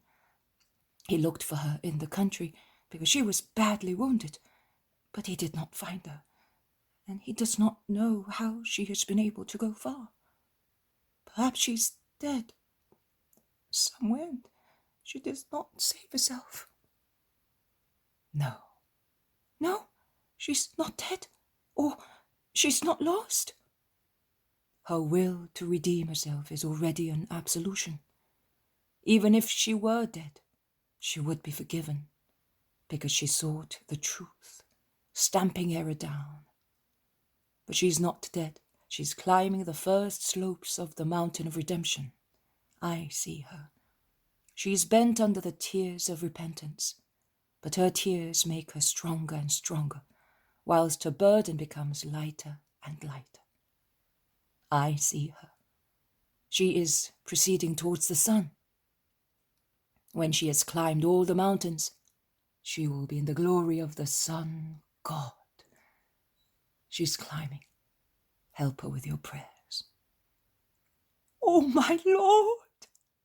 Andrew is almost amazed at the thought of being able to help a soul in its sanctification. Jesus smiles even more gently. He says, we must open our arms and our hearts to the persecuted head of the synagogue, and we must also go and bless the good steward. Let us go to your companions and tell them. But while walking back to reach the 10 disciples who stopped at a distance, when they realized that Andrew was having a private conversation with the master, the Iscariot arrives in great haste. He looks like a huge butterfly running on the meadow as he moved so fast while his mantle flutters behind him, and he makes wide gestures with his arms. What is the matter with him? Asks Peter. Has he gone mad? Before anybody can reply to him, the Iscariot, who is now nearby, is able to shout in a choked voice, Stop, Master! Listen to me! Before going to the house, there is a trap! Oh, the cowards! And he continues to run. He has now arrived. Oh, Master! It is no longer possible to go there. The Pharisees are in the village, and they'll go to the house every day. They are waiting you to hurt you. They are sending away those who come looking for you. They are frightening them with horrible anathemas. What do you want to do? You would be persecuted here, and your work would be frustrated. One of them saw me and attacked me. An ugly, big-nosed old man who knows me because he is one of the scribes of the temple. Because some scribes are there.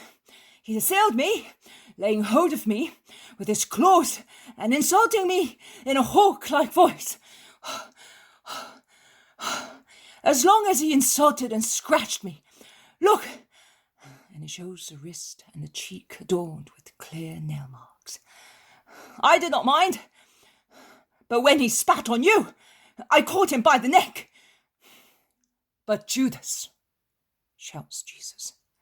No, Master, I did not strangle him. I only prevented him from cursing you, and then I let him go. He is now lying with fear for the risk he ran. But please, let us go away. In any case, no one could come to you anymore. Master, but it's terrible. Judas is right. They are like hyenas laying an ambush. Fire of heaven, that fell on Sodom. Why don't you come back again? Do you know, boy, that you've been brave? What a pity I was not there too. I could have given you a hand. Oh, Peter, if you had been there, that little hawk would have lost feathers and voice forever. But how did you manage not to finish the job? Who knows? A flash in my mind, a thought from I wonder which part of my heart. The master condemns violence, and I stopped. And it struck me harder than the impact on the wall against which the scribe threw me when he attacked me. I felt as if my nerves had been shattered, so much so that afterwards I would not have had enough strength to be pitiless against him. What an effort it is to control oneself.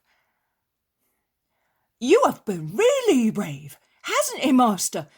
Are you not telling us your point of view? Peter is so pleased with Judas's behavior that he does not notice that Jesus' face, which before was bright, has become severe and dark-looking, while he tightens his lips so that his mouth looks smaller. He opens his lips to say, I tell you that I feel more disgusted with your way of thinking than with the behavior of the Judeans. They are miserable people in darkness. You who are with the light, are hard, vindicative, grumblers, violent, and you approve of a brutal action as they do. I tell you that you are giving me evidence that you are exactly the same as you were when you saw me for the first time, and it grieves me. With regard to the Pharisees, you must know that Jesus Christ does not run away. You may withdraw. I will face them. I am not a coward. When I have spoken to them and have failed in convincing them, I will withdraw. No one must say that I have not endeavored by all means to attract them to me. They are the children of Abraham too. I do my duty till the end. Their condemnation is to be caused only by their ill will, and not by any negligence of mine towards them. And Jesus goes towards the house, the low roof of which is visible beyond the row of bare trees. The apostles follow him with drooping heads, speaking under their breath. They are at the house, and they enter the kitchen in silence, and they busy themselves around the fireplace. Jesus is engrossed in his thoughts. They are about to eat their food when a group of people appear at the door. "Here they are," whispers the Iscariot. Jesus gets up at once and goes towards them. He's so stately that the little group move back for a moment. But Jesus' greeting reassures them. "May peace be with you. What do you want?" The cowards then think that they can dare everything, and presumptuously they enjoin. "In the name of the holy law, we order you to leave this place, for you are a disturber of consciences, a transgressor of the law, a corrupter of the peaceful towns in Judea. Are you not afraid of the punishment of heaven, you ape of the just one who baptizes at the Jordan, you protector of prostitutes? Away from the holy land of Judea, that your breath may not arrive inside the walls of the holy city." I am not doing anything wrong. I teach as a rabbi. I cure as a thaumaturge. I cast out demons as an exorciser. Such categories exist also in Judea, and God, who wants them, has them respected and venerated by you. I am not asking for veneration. I ask only to be allowed to do good to those who suffer from diseases in their bodies, their minds, and their souls. Why do you forbid me? "You are possessed! Go away!" An insult is not a reply. I asked you why you forbid me, whilst you allow others.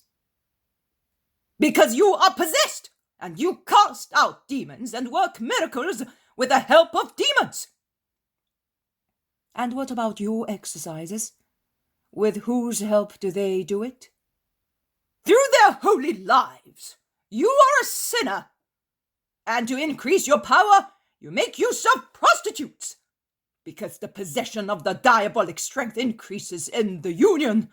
Our holiness has purified the area of your accomplice, but we will not allow you to stay here, so that you may not attract other women." "But is this house yours?" asks Peter, who has gone near the master with a rather menacing look. "It is not our house, but the whole of Judea and the whole of Israel are in the holy hands of the pure ones in Israel." "And that's you, presumably?" concludes the Iscariot, who has also come to the door, and then sneers at them. He also asks, "And where is your other friend? Is he still trembling? You disgraceful lot, go away at once! Otherwise I will make you feel sorry for. Be silent, Judas, and you, Peter. Go back to your place." "Listen, Pharisees and scribes. For your own good, for the sake of your souls, I beg you not to fight the word of God. Come to me. I do not hate you. I understand your mentality, and I feel sorry for it. But I want to lead you to a new, holy mentality, capable of sanctifying you and of giving heaven to you. Do you think that I have come to fight you? Oh no, I have come to save you. That is why I came. I take you upon my heart. I ask you to love and understand. Since you are the wisest men in Israel, you must understand the truth better than anybody else. Be souls, not only bodies. Shall I kneel down and beg you on my knees? The stake, your souls, is such that I would put myself under your feet to conquer them for heaven. Because I am sure that the Father would not consider my humiliation a mistake. Say one word to me, who am waiting. Be cursed! That is what we say. All right, it has been said. You may go. I will go too. And Jesus turns his back on them and goes back to his seat. He lays his head on the table and weeps. Bartholomew closes the door so that none of the cruel people who insulted him and who are now going away threatening and cursing Christ may see his tears. There is a long silence. Then James of Alphaeus caresses Jesus' head and says,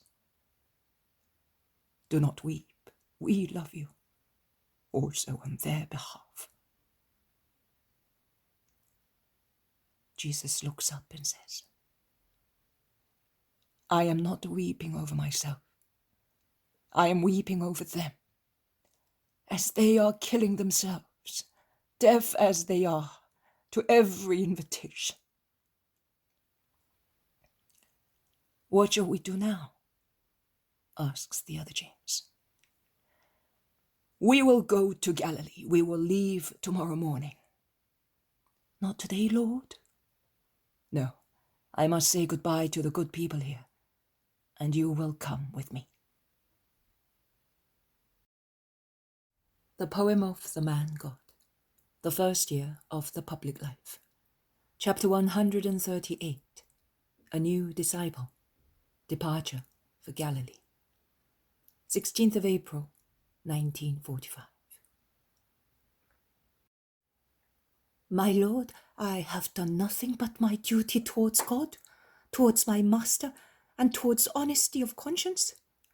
I watched that woman while she was my guest, and I always found her to be honest. She may have been a sinner, but she is not now. Why should I investigate on a past which she has repented and for which she has atoned? My sons are handsome young men, but she has never shown her face, which is really beautiful. Neither did she let them hear her voice. I can say that I heard the tone of her silver voice when she shouted because she had been wounded. Otherwise, the little she asked for behind her veil, and she always asked me or my wife, was whispered in such a low voice that we could hardly understand her. You can see how prudent she was, too. When she was afraid that her presence might be harmful to anyone, she went away. I had promised to defend her and to help her, but she did not avail herself of the opportunity. No, a fallen woman does not behave like that. I will pray for her, as she asked me, also without this souvenir. Keep it, master. Give it in alms, for her good. If it is given by you, it will obtain peace for her." The steward speaks respectfully to Jesus. He is a stout, handsome man with an honest countenance. Behind him there are 6 hefty young men, all like their father. 6 truly intelligent faces. And there is also his wife, a little gentle, slender woman, who is listening to her husband as if he were a god, continuously nodding assent. Jesus takes the gold bracelet and hands it to Peter, saying, "It is for the poor." He then addresses the steward. "Not everybody in Israel is as upright as you are. You are wise because you can tell good from evil, and you follow up righteousness without counting the cost, whether it is profitable to do so from a human point of view. In the name of the Eternal Father, I bless you, your children, your wife, and your house. Persevere in such spiritual proclivity, and the Lord will always be with you, and you will have eternal life. I am going away now, but that does not mean that we shall not meet again. I will come back, and you can always come to me. God grant you peace for what you have done for me and for that poor creature." The steward, his children and wife kneel down and kiss the feet of Jesus, who after a last blessing gesture goes away with his disciples towards the village. "And what if those ugly people are still there?" asks Philip. "It is not possible to forbid people speaking in the streets," replies Judas of Alphaeus. "No, but we are anathema to them." "Oh, never mind. Does it worry you?" "It only worries me, because the master does not want any violence, and as they know, they take advantage of it," grumbles Peter through his beard. And he certainly thinks that Jesus, who is speaking to Simon and Iscariot, does not hear him. But Jesus does hear, and he turns round, partly grave, partly smiling, and says, "Do you think that I would be victorious if I used violence? That is a poor human system, and serves only temporarily for human victories. How long does oppression last? Until by itself it causes reactions in the people held down, which reactions accumulating from greater violence that suppresses the previous oppression. I do not want a temporary kingdom. I want an eternal one, the kingdom of heaven. How many times have I told you? How many times will I have to tell you? Will you ever understand? Yes, the moment will come when you will understand." "When, my lord? I am in haste to understand, that I may be less ignorant," says Peter. "When? When you are ground like corn between the stones of sorrow and repentance. You could, nay, you should understand before. But to do so, you should overcome your human nature and let your souls free. But you are not able to make such an effort against yourselves. But you will understand. You will understand. And then you will also understand that I could not make use of violence, a human means, to establish the kingdom of heaven, the kingdom of the Spirit. In the meantime, do not be afraid. Those men who are worrying you will not do anything. It is enough for them to have driven me away." "But was it not easier to tell the head of the synagogue to come to the steward's house, or to wait for us on the main road?" Oh, what a wise man my Thomas is today. Of course it was not easy. Or rather, it was easier, but not fair. He showed heroism for me, and was abused in his house because of me. It is just that I should go to his house to comfort him. Thomas shrugs his shoulders and speaks no more. Here is the village, a large, very rural one, with houses in the orchards, which are all bare at present, and there are many sheepfolds. It must be a suitable place for sheep rearing, because there are sheep bleating everywhere, coming from or going to the pastures on the plain. There is the usual crossroad, with the square and the fountain in the center. The house of the head of the synagogue is there. The door is opened by an elderly woman, whose face is clearly marked by tears.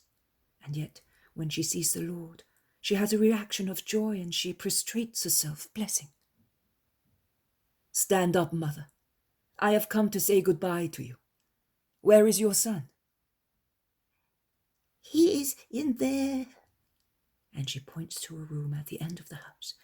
Have you come to console him? I have not been able. So is he depressed? Is he sorry he defended me? No, Lord, but he has a scruple. But he will tell you. I will call him. No, I will go. You, wait here. Let us go, woman. Jesus walks across the hall, only a few yards long. He pushes the door and goes into the room. He goes slowly towards a man who is sitting, bent towards the floor, engrossed in anguished meditation. Peace to you, Timotheus. What, you, Lord? Yes, it is I. Why are you so sad? Lord, they told me that I have sinned. They told me that I am anathema. I examine myself, but I do not appear to be so. But they are the holy ones in Israel, and I am a poor head of the synagogue. They are certainly right, and now I dare not look up at the angry face of God. And I have such need in this hour. I was serving him with true love, and I was endeavoring to make him known. I will now be deprived of that opportunity, because the Sanhedrin will certainly curse me. But what is your trouble? That you are no longer the head of the synagogue, or that it is no longer possible for you to speak of God? It is the latter that afflicts me, master. I think that you mean whether I am sorry for not being the head of the synagogue, because of the benefit and honor one gets from it. I do not care for that. I have only my mother, who was born at Era, where she has a little house. She has a roof there, and what to live on. I am young, I will work, but I will never dare speak of God again, for I have sinned. Why have you sinned? They say that I am an accomplice of... Lord, don't make me speak. No, I will speak. No, I will not mention it either. But you and I know their charges, and we know that they are not true. Therefore you have not sinned. I am telling you. Then I can still look up at the Almighty, can I? What, son? Jesus is extremely kind when he bends over the man, who has suddenly stopped speaking as if he were frightened. What? My father is anxious that you should look at him. He wants you to look at him. And I want your heart and your thoughts. Yes, the Sanhedrin will strike you. I am stretching out my arms to you and I say, come. Do you want to be my disciple? I see in you what is necessary to be a worker for the eternal Master. Come to my vineyard. Do you really mean that, Master? Mother, did you hear? I am happy, Mother. I bless that suffering, because it gives me this joy. Oh, let us make merry, Mother. I will go with the Master, and you will go back to your house. I will come at once, my Lord. You have banished all my fears, my sorrow, and my fear of God. No, you will wait the word of the Sanhedrin with a peaceful heart, without hatred. Stay in your position as long as you are left in your place. You will then reach me at Nazareth or Capernaum. Goodbye. Peace be with you and with your mother. Are you not staying in my house? No, I will come to your mother's house. It is not a very loyal village. I will teach them to be faithful. Goodbye, mother. Are you happy now? Jesus caresses her, as he normally does with elderly women, whom, I notice, he calls mother. I am happy, Lord. I brought up a son for the Lord. The Lord now takes him from me to be the servant of his Messiah. Blessed be the Lord, and blessed be you who are his Messiah. Blessed be the hour you came here. Blessed be my offspring who has been called to your service. Blessed be the mother who is as holy as Anna of Elkanah. Peace be with you. Jesus goes out, followed by mother and son. He joins his disciples, says goodbye once again, and starts his return journey towards Galilee. The poem of the man God, the first year of the public life. Chapter 139, On the Mountains near Emmaus. 17th of April, 1945. Jesus is with his disciples in a very mountainous place. It is a bad and rough road, and the elderly apostles find progress arduous. The young ones, on the other hand, are very cheerful around Jesus, and they climb nimbly, talking to one another. The two cousins, the sons of Zebedee and Andrew, are elated at the idea of going back to Galilee, and their joy is such that it enthralls also the Iscariot, who for some time has been in excellent frame of mind.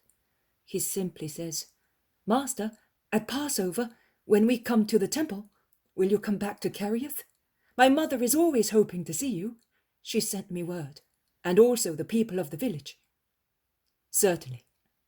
Now, even if we wanted to go, the season is too inhospitable to go along these impassable roads. See how troublesome it is even here. And without that compulsion, I would not have set out on this journey. But we could not stay any longer. Jesus becomes silent and pensive. "And later, I mean for Passover, will we be able to come? I would like to show your grotto to James and Andrew," says John. "Are you forgetting how much Bethlehem loves us?" asks the Iscariot. "Nay, how much they love the Master." "No, but I could go with James and Andrew. Jesus could stay at Jutta or in your house." "Yes, I'd like that. Will you come, Master? They will go to Bethlehem, and you will stay with me at Kerioth. You have never been all alone with me, and I am so anxious to have you all to myself." "Are you jealous? Do you not know that I love you all exactly the same? Do you not think that I am with all of you, also when I seem to be far away?" "I know that you love us. If you did not love us, you would have to be much more severe, at least with me. I believe that your spirit is always watching over us. But we are not only spirit. There is man, with the love of man, his desires, his regrets. Jesus, I know that I am not the one who makes you most happy, but I believe that you know how eager I am to please you, and how I regret all the hours that I lose you through my misery." "No, Judas, I do not lose you. I am closer to you than to the others just because I know who you are." "What am I, my Lord? Tell me, help me to understand what I am. I do not understand myself. I seem to be a woman who is troubled by whims caused by her pregnancy. I desire both holy things and depraved things. Why? What am I?" Jesus looks at him with an inscrutable expression. He is sad, but his sadness is mingled with pity, with so much pity. He looks like a doctor who observes the state of a patient and knows that he cannot recover his health. But he does not speak. "Tell me, Master, your opinion will be the least harsh for poor Judas. In any case, we are all brothers.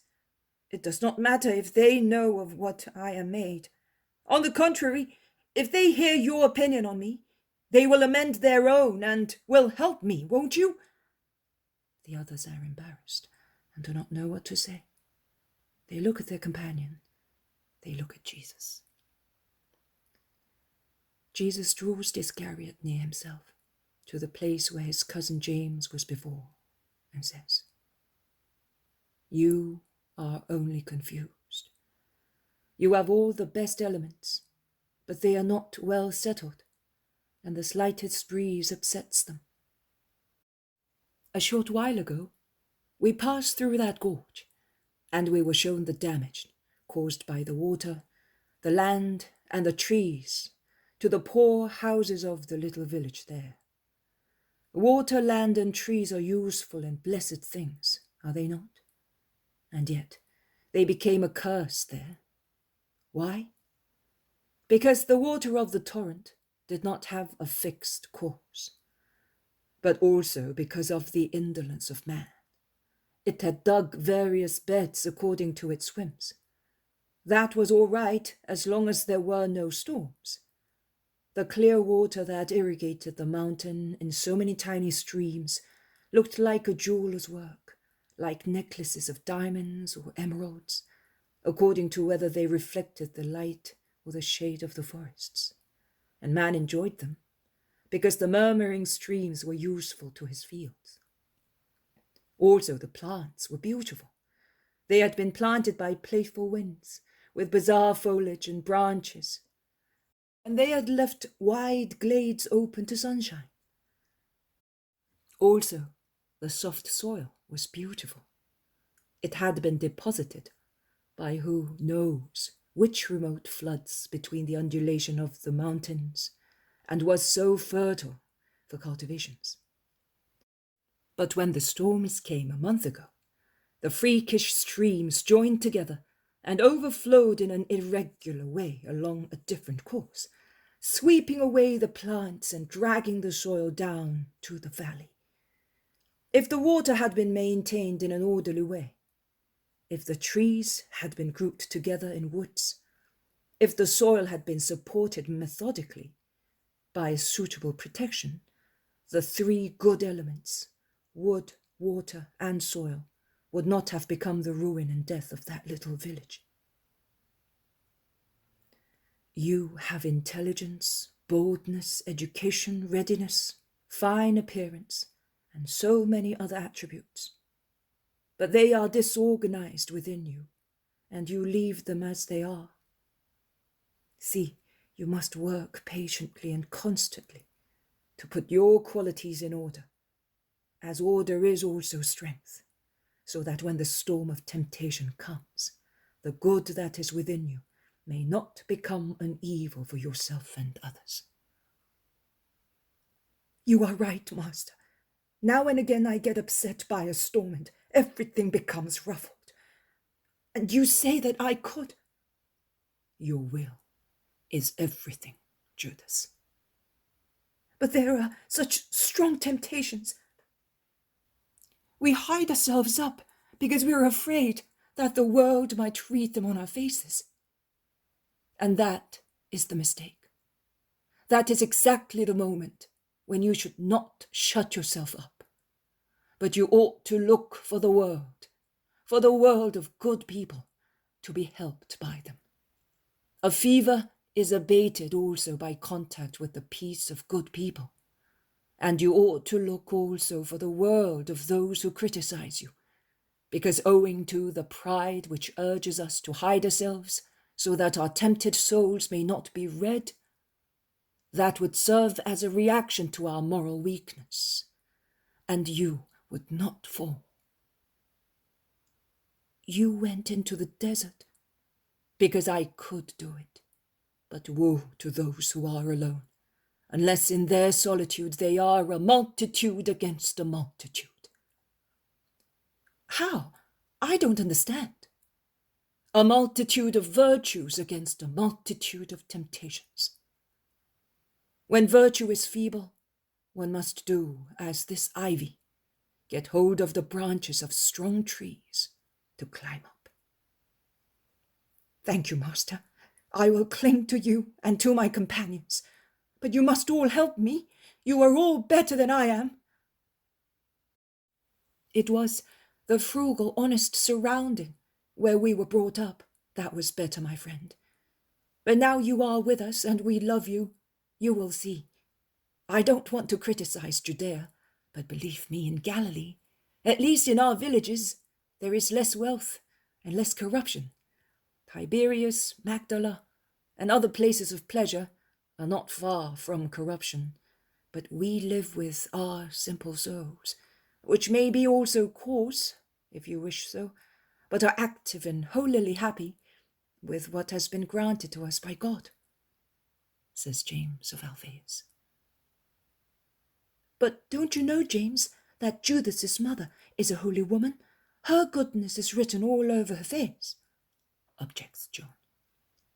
Judas of Kerioth smiles happily at the praise, and he smiles even more when Jesus confirms, "You are right, John. She is a holy creature." "Oh, it was my father's dream to make me a great man of the world, and he took me away too early and too deeply from my mother." "What have you got to say that you're always speaking?" asks Peter from far away. "Stop! Wait for us! It is not fair that you should go on like that without considering that my legs are so short." They stop until the other group join them. "Oh, my little boat, how I love you! I have to work here like a slave. What were you talking about?" "We were saying what is necessary to be good," replies Jesus. "And are you not telling me, Master?" "Of course. Order, patience, perseverance, humility, charity. I told you many times." "Not order? What has it to do with it?" "Disorder is never a good quality. I have just explained that to your companions. They will tell you. And I mentioned it first, whereas I mentioned charity last, because they are the two extremities of the straight line of perfection. Now, you know that a straight line on a plane has neither beginning nor end. Each extremity can be either the beginning or the end, whereas in the case of a spiral, or any other design which is not enclosed in itself, there is always a beginning and an end. Holiness is linear, simple, perfect, and has but two extremities, like a straight line." "It is easy to draw a straight line." "Do you think so? You are wrong. In a drawing, even if it is a complicated one, some imperfections may not be noticed, but an error is noticed at once in a straight line, either in inclination or uncertainty. Joseph, when he taught me the trade, insisted a great deal that the boards should be straight, and quite rightly he used to say, 'See, son, a small imperfection may not be seen in a decoration or in a turned work, because the eye, unless it is very experienced, if it watches one point, does not see another. But if a board is not as straight as it should be, even the most simple work will not be satisfactory, such as a poor table for a peasant. It will be on a slant, or it will wobble. It is only good for the fire.' We can say the same applies to souls. If we do not want to be good, but for the eternal fire, that is, if we want to conquer heaven, we must be perfect, like a board which is planed and squared properly. Who starts his spiritual work in an unplanned manner, starting from useless things, jumping from one thing to another, like a restless bird, will end up by not being able to join the various parts of his work. They will not fit in. Therefore, order and charity. Then, holding those two extremities firm in two vices, so that they may not move, you can work at all the rest, decorations or carving, whatever it may be. Have you understood? Yes, I have. Peter endures his lesson in silence and suddenly concludes. So, my brother is more clever than I am. He is really tidy, one step after the other, calm and quiet. He does not seem to be moving. Instead, I would like to do a lot of things quickly, and I do nothing. Who will help me? Your goodwill. Do not be afraid, Peter. You do things too. You are making yourself. What about me? You too, Philip. And what about me? I do not seem to be good for anything. No, Thomas, you work too. You all work. You are wild trees, but the grafts will slowly and certainly change you, and you are my joy. There you are! We are sad and you console us. We are weak and you fortify us. We are afraid and you encourage us. You are always ready with advice and comfort for everybody in every case. How can you be always ready and so good, Master? My friends, that is why I came, knowing what I was going to find and what I had to do. If one has no illusions, one has no disappointments, and thus one does not lose enthusiasm. As one proceeds, remember that when you too will have to work at the animal man to make the spiritual man.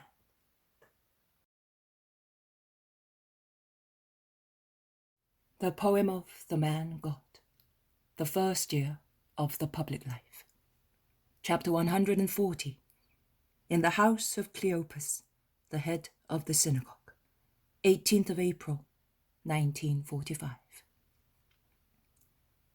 John and his brother knock at a door in a village. I recognize the house which the 2 disciples of Emmaus entered with Christ after his resurrection. When the door is opened, they go in and speak to someone I do not see. They come out and walk along a street and join Jesus, who is standing with the others in a lonely place. He is at home, Master, and he is really happy that you have come. He said to us, "Go and tell him that my house is at his disposal." I'm coming too. Let us go then. They walk for a little while and then meet the old head of the synagogue, Cleopas, whom we saw at the clear water. They bow to one another. Then the old man, who looks like a patriarch, kneels down in veneration. Some citizens who see him draw near curiously. Here is the promised Messiah. Remember this day, O citizens of Emmaus. Some people watch with a completely human curiosity. Some instead look with religious respect. 2 men elbow their way through the crowd and says, "Peace to you, Rabbi. We were there too on that day." "Peace to you all. I have come as your head of the synagogue asked me." "Will you work miracles also here?" "If there are children of God who believe and need a miracle, I will certainly work it." The head of the synagogue says, "Those who wish to hear the Master should come to the synagogue. Also, those who have sick people. Can I say that, Master?" "Yes, you can. After the 6th hour, I shall be entirely at your disposal. Now I am entirely of good Cleopas." And followed by a train of people, he walks beside the old man to his house. "Here is my son, Master, and this is my wife, and this is the wife of my son and her little children. I am sorry that my other son is in Jerusalem with the father-in-law of my son Cleopas, and with another poor man from here. But I will tell you, come in, my lord, with your disciples." They go in and are refreshed in the usual Jewish custom. They then sit near the fire, burning in a large fireplace, because it is a cold, damp day. We will soon be sitting at the table. I have invited the notables of the place. It is a great feast today. They will not all believe in you, but they are not enemies either. They are only inquirers. They would like to believe, but we have been disappointed too often lately about the Messiah. People are distrustful. A word from the temple would suffice to dispel all doubts. But the temple, I think that if people see you and hear you in a simple way, a lot can be done in that direction. I would like to give you some real friends. You are one. I am a poor old man. If I were younger, I would follow you. But old age is a burden. You already serve me by believing. You preach me with your faith. Be good, Cleopas. I will not forget you in the hour of redemption. Here is Simon with Hermas. They are arriving, informs the son of the head of the synagogue. They all stand up while two middle-aged gentleman-like men come in. This is Simon, and this is Hermas. They are true Israelites, but their souls are genuine. God will reveal himself to their souls. May in the meantime peace descend upon them. Without peace, one cannot hear God. It is also stated in the book of the Kings, speaking of Elijah. Are these your disciples? Asks the one named Simon. Yes, they are. They are of every age and from every place. And are you Galilean? From Nazareth, but I was born in Bethlehem at the time of the census. You are a Bethlehemite then. It confirms your figure. It is a benign confirmation for human weakness, but the confirmation is in the supernatural. You mean in your works, says Hermas. In them and in the words that the Spirit puts on my lips. They have been repeated to me by those who heard them. Your wisdom is really great, and are you going to found your kingdom on it? A king must have subjects who know the laws of his kingdom. But all your laws are spiritual. You're right, Hermas. They are all spiritual. I will have a spiritual kingdom. I have, therefore, a spiritual code. What about the reconstruction of Israel, then? Do not fall into the common error of understanding the name Israel for what its human meaning is. Israel means people of God. I will rebuild the true freedom and power of this people of God, and I will rebuild it by giving back to heaven the souls which have been redeemed and made wise of the eternal truth. Please, let us sit at the table, says Cleopas, who sits with Jesus at the center of the table. Hermas is on Jesus' right, and Simon is next to Cleopas, then the son of the head of the synagogue, and the disciples.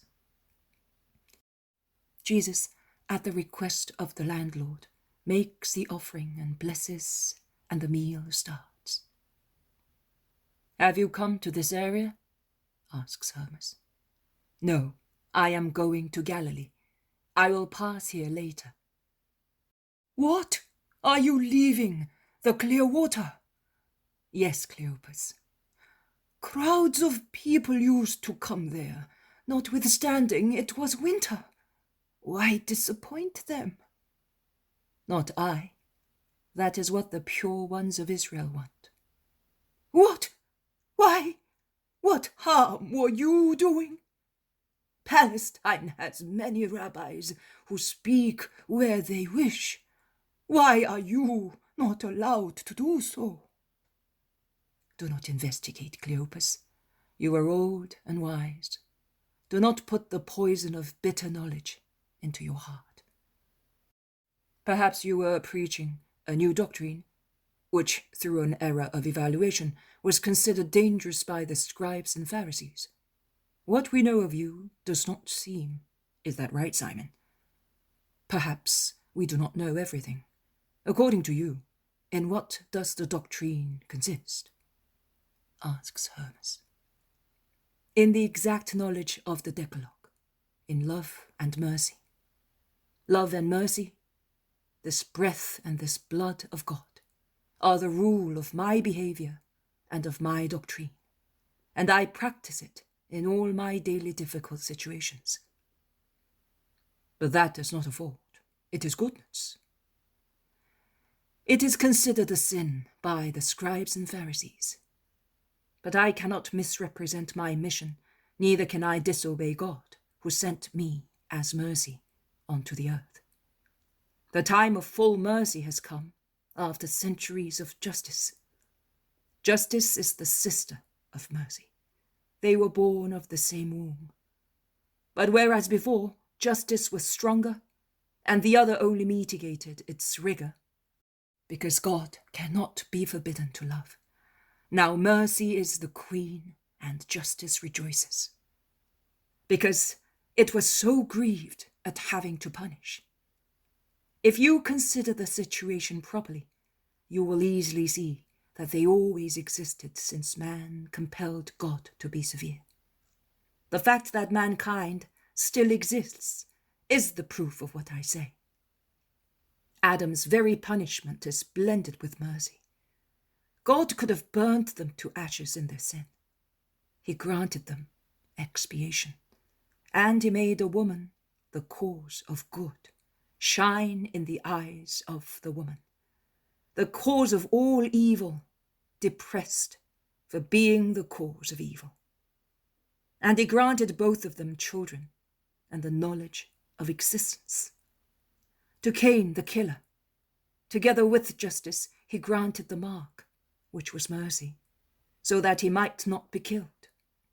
And he granted Noah to mankind corrupted, that he might save man in the ark. And he then promised the eternal covenant of peace. No more fierce deluges. Justice was subdued by mercy. Do you wish to go back through sacred history with me, as far as my moment? You will see greater and greater waves of love follow one upon the other. Now the sea of God is full, and it lifts you, O mankind, upon its clear, tranquil water. It lifts you cleansed and beautiful up to heaven, and says to you, I hand you back to my Father. The three men are absorbed in the astonishment of so much loving light. Then Cleopas sighs. It is so, but you are the only one like that. But what will happen to Joseph? Should they have already listened to him? Will they have listened to him? Nobody replies. Cleopas addresses Jesus.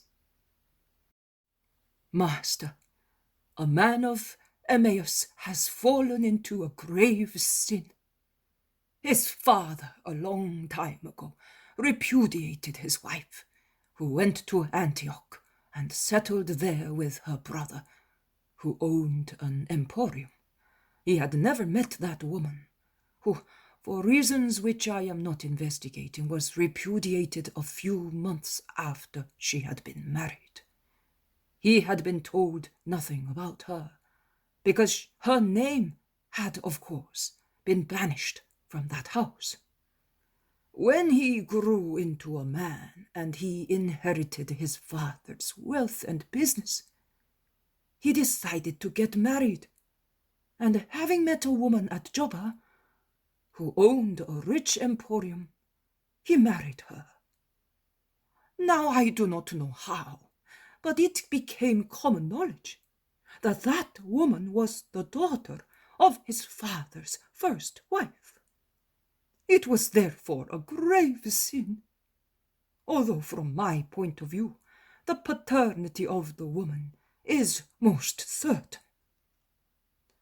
Joseph, who was condemned, all at once lost his peace, both as a believer and as a husband. And although he most regretfully repudiated his wife, perhaps his sister, who was so grieved that she became feverish and died, he has not been forgiven. In all conscience, I say that if he had had no enemies eager for his wealth, he would not have been hit so hard. What would you do? It is a very grave case, Cleopas. Why did you not speak to me about it when you came to see me? I did not want to keep you away from here. Oh, but I am not driven away by such things. Now listen, from a material point of view, there is an incest, and consequently a punishment. But a fault is a moral sin only when there is a will to commit a sin. Did the man consciously commit incest? You say no. Well, where is the sin? I mean, his guilt in wanting to commit a sin. There is still to consider the fault of a common life with the daughter of his father. But you say that it is uncertain whether she was such. And even if she were, the fault ended when their common life ended. And it certainly ended both because of the repudiation and of her subsequent death. I therefore say that the man should be forgiven his seeming sin. And I say that since there is no conviction for the royal incest, which persists and is known to the whole world, people should feel pity for this sad case, the origin of which goes back to the right of repudiation granted by Moses to avoid more evils, if not graver ones. I do not approve of that right, because man and wife, whether they are married happily or unhappily, should live together without any repudiation, which encourages adultery and situations like the present one. And further, I would repeat, if you are going to be severe, you must be equally so with everybody. First of all with yourselves, and then with the mighty ones. But as far as I know, with the exception of the Baptist, no one has raised his voice against the royal sin.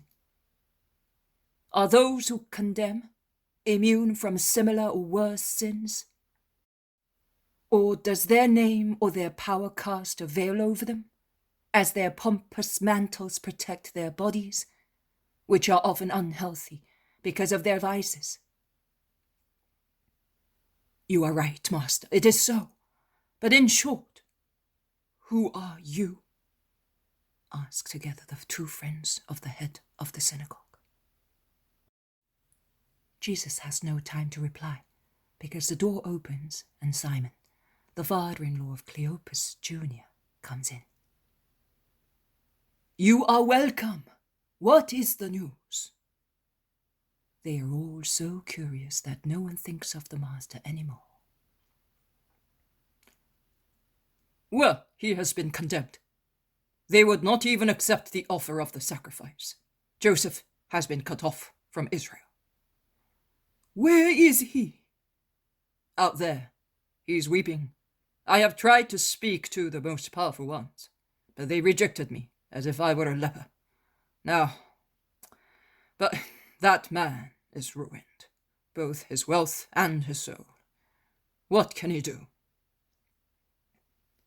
Jesus stands up and goes towards the door without saying one word.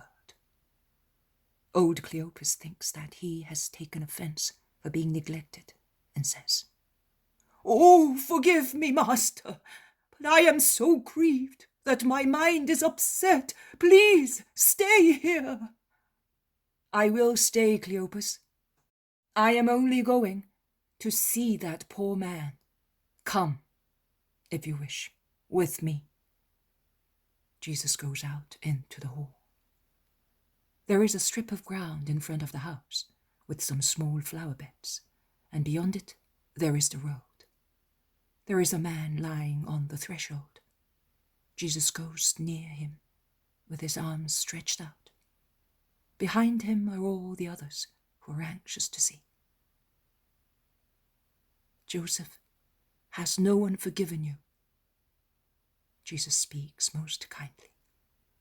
The man starts on hearing a new voice, which sounds so kind after the many voices that condemned him. He looks up full of amazement. Joseph, has no one forgiven you? Asks Jesus once again, and he bends to take the hands of the man, trying to lift him up. Who are you? Asks the unhappy fellow. I am mercy and peace. There is no more mercy or peace for me. There is always some in the bosom of God. That bosom is full of them, particularly for unhappy children. But my sin is such that I am separated from God. You are certainly good, but leave me, that you may not get contaminated. I will not leave you. I want to give you peace. But I am... Who are you? I told you. Mercy and peace. I am the Savior. I am Jesus. Stand up. I can do what I want. In the name of God, I absolve you from your unintentional contamination. The other evil does not exist. I am the Lamb of God who takes away the sins of the world. All judgment has been given to me by the eternal Father. Who believes in my word will have eternal life. Come, poor child of Israel. Refresh your tired body and fortify your depressed spirit. I will forgive much graver sins. No, the desperation of hearts will not come from me. I am the spotless lamb, but I do not run away from wounded sheep, lest I should get contaminated. On the contrary, I look for them and take them with me. Too many people have been completely ruined through an excessive and also unfair sternness of judgment. Woe to those who lead the spirit to desperation because of their intolerant strictures. They do not act in the interest of God, but for Satan's. Now I have seen a prostitute who was anxious to redeem herself, driven away from the Redeemer. I have seen the head of a synagogue persecuted because he was a just man. I now see a man struck for an unintentional fault. I see too many things being accomplished where vice and falsehood are thriving. And like a wall that is raised by placing one brick on top of another, and thus forms a barrier, so the things I have seen, and I have already seen too many in 1 year, are building up a wall of hardness between me and them. Woe to them when it will be completely built by the material supplied by them. Take this, eat and drink. You are exhausted. Then tomorrow you will come to me. Do not be afraid. When you are back in a peaceful frame of mind, you will be free to decide on your future. You are not able now, and it would be dangerous to let you do it. Jesus has taken the man back into the dining room and has forced him to sit in his place. He then serves him, and addressing Hermas and Simon, he says, "That is my doctrine, that and nothing else. And I do not only preach it, I practice it. Let those who thirst for truth and love come to me."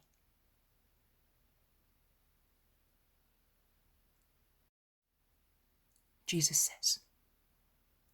And my first year of evangelization ends here. Take note of that. What shall I tell you? I gave it because it was my wish to make it known. But what happens with the Pharisees happens also with this work. My desire to be loved, to know is to love, is rejected by too many things, and that deeply grieves me. The Eternal Master imprisoned by you.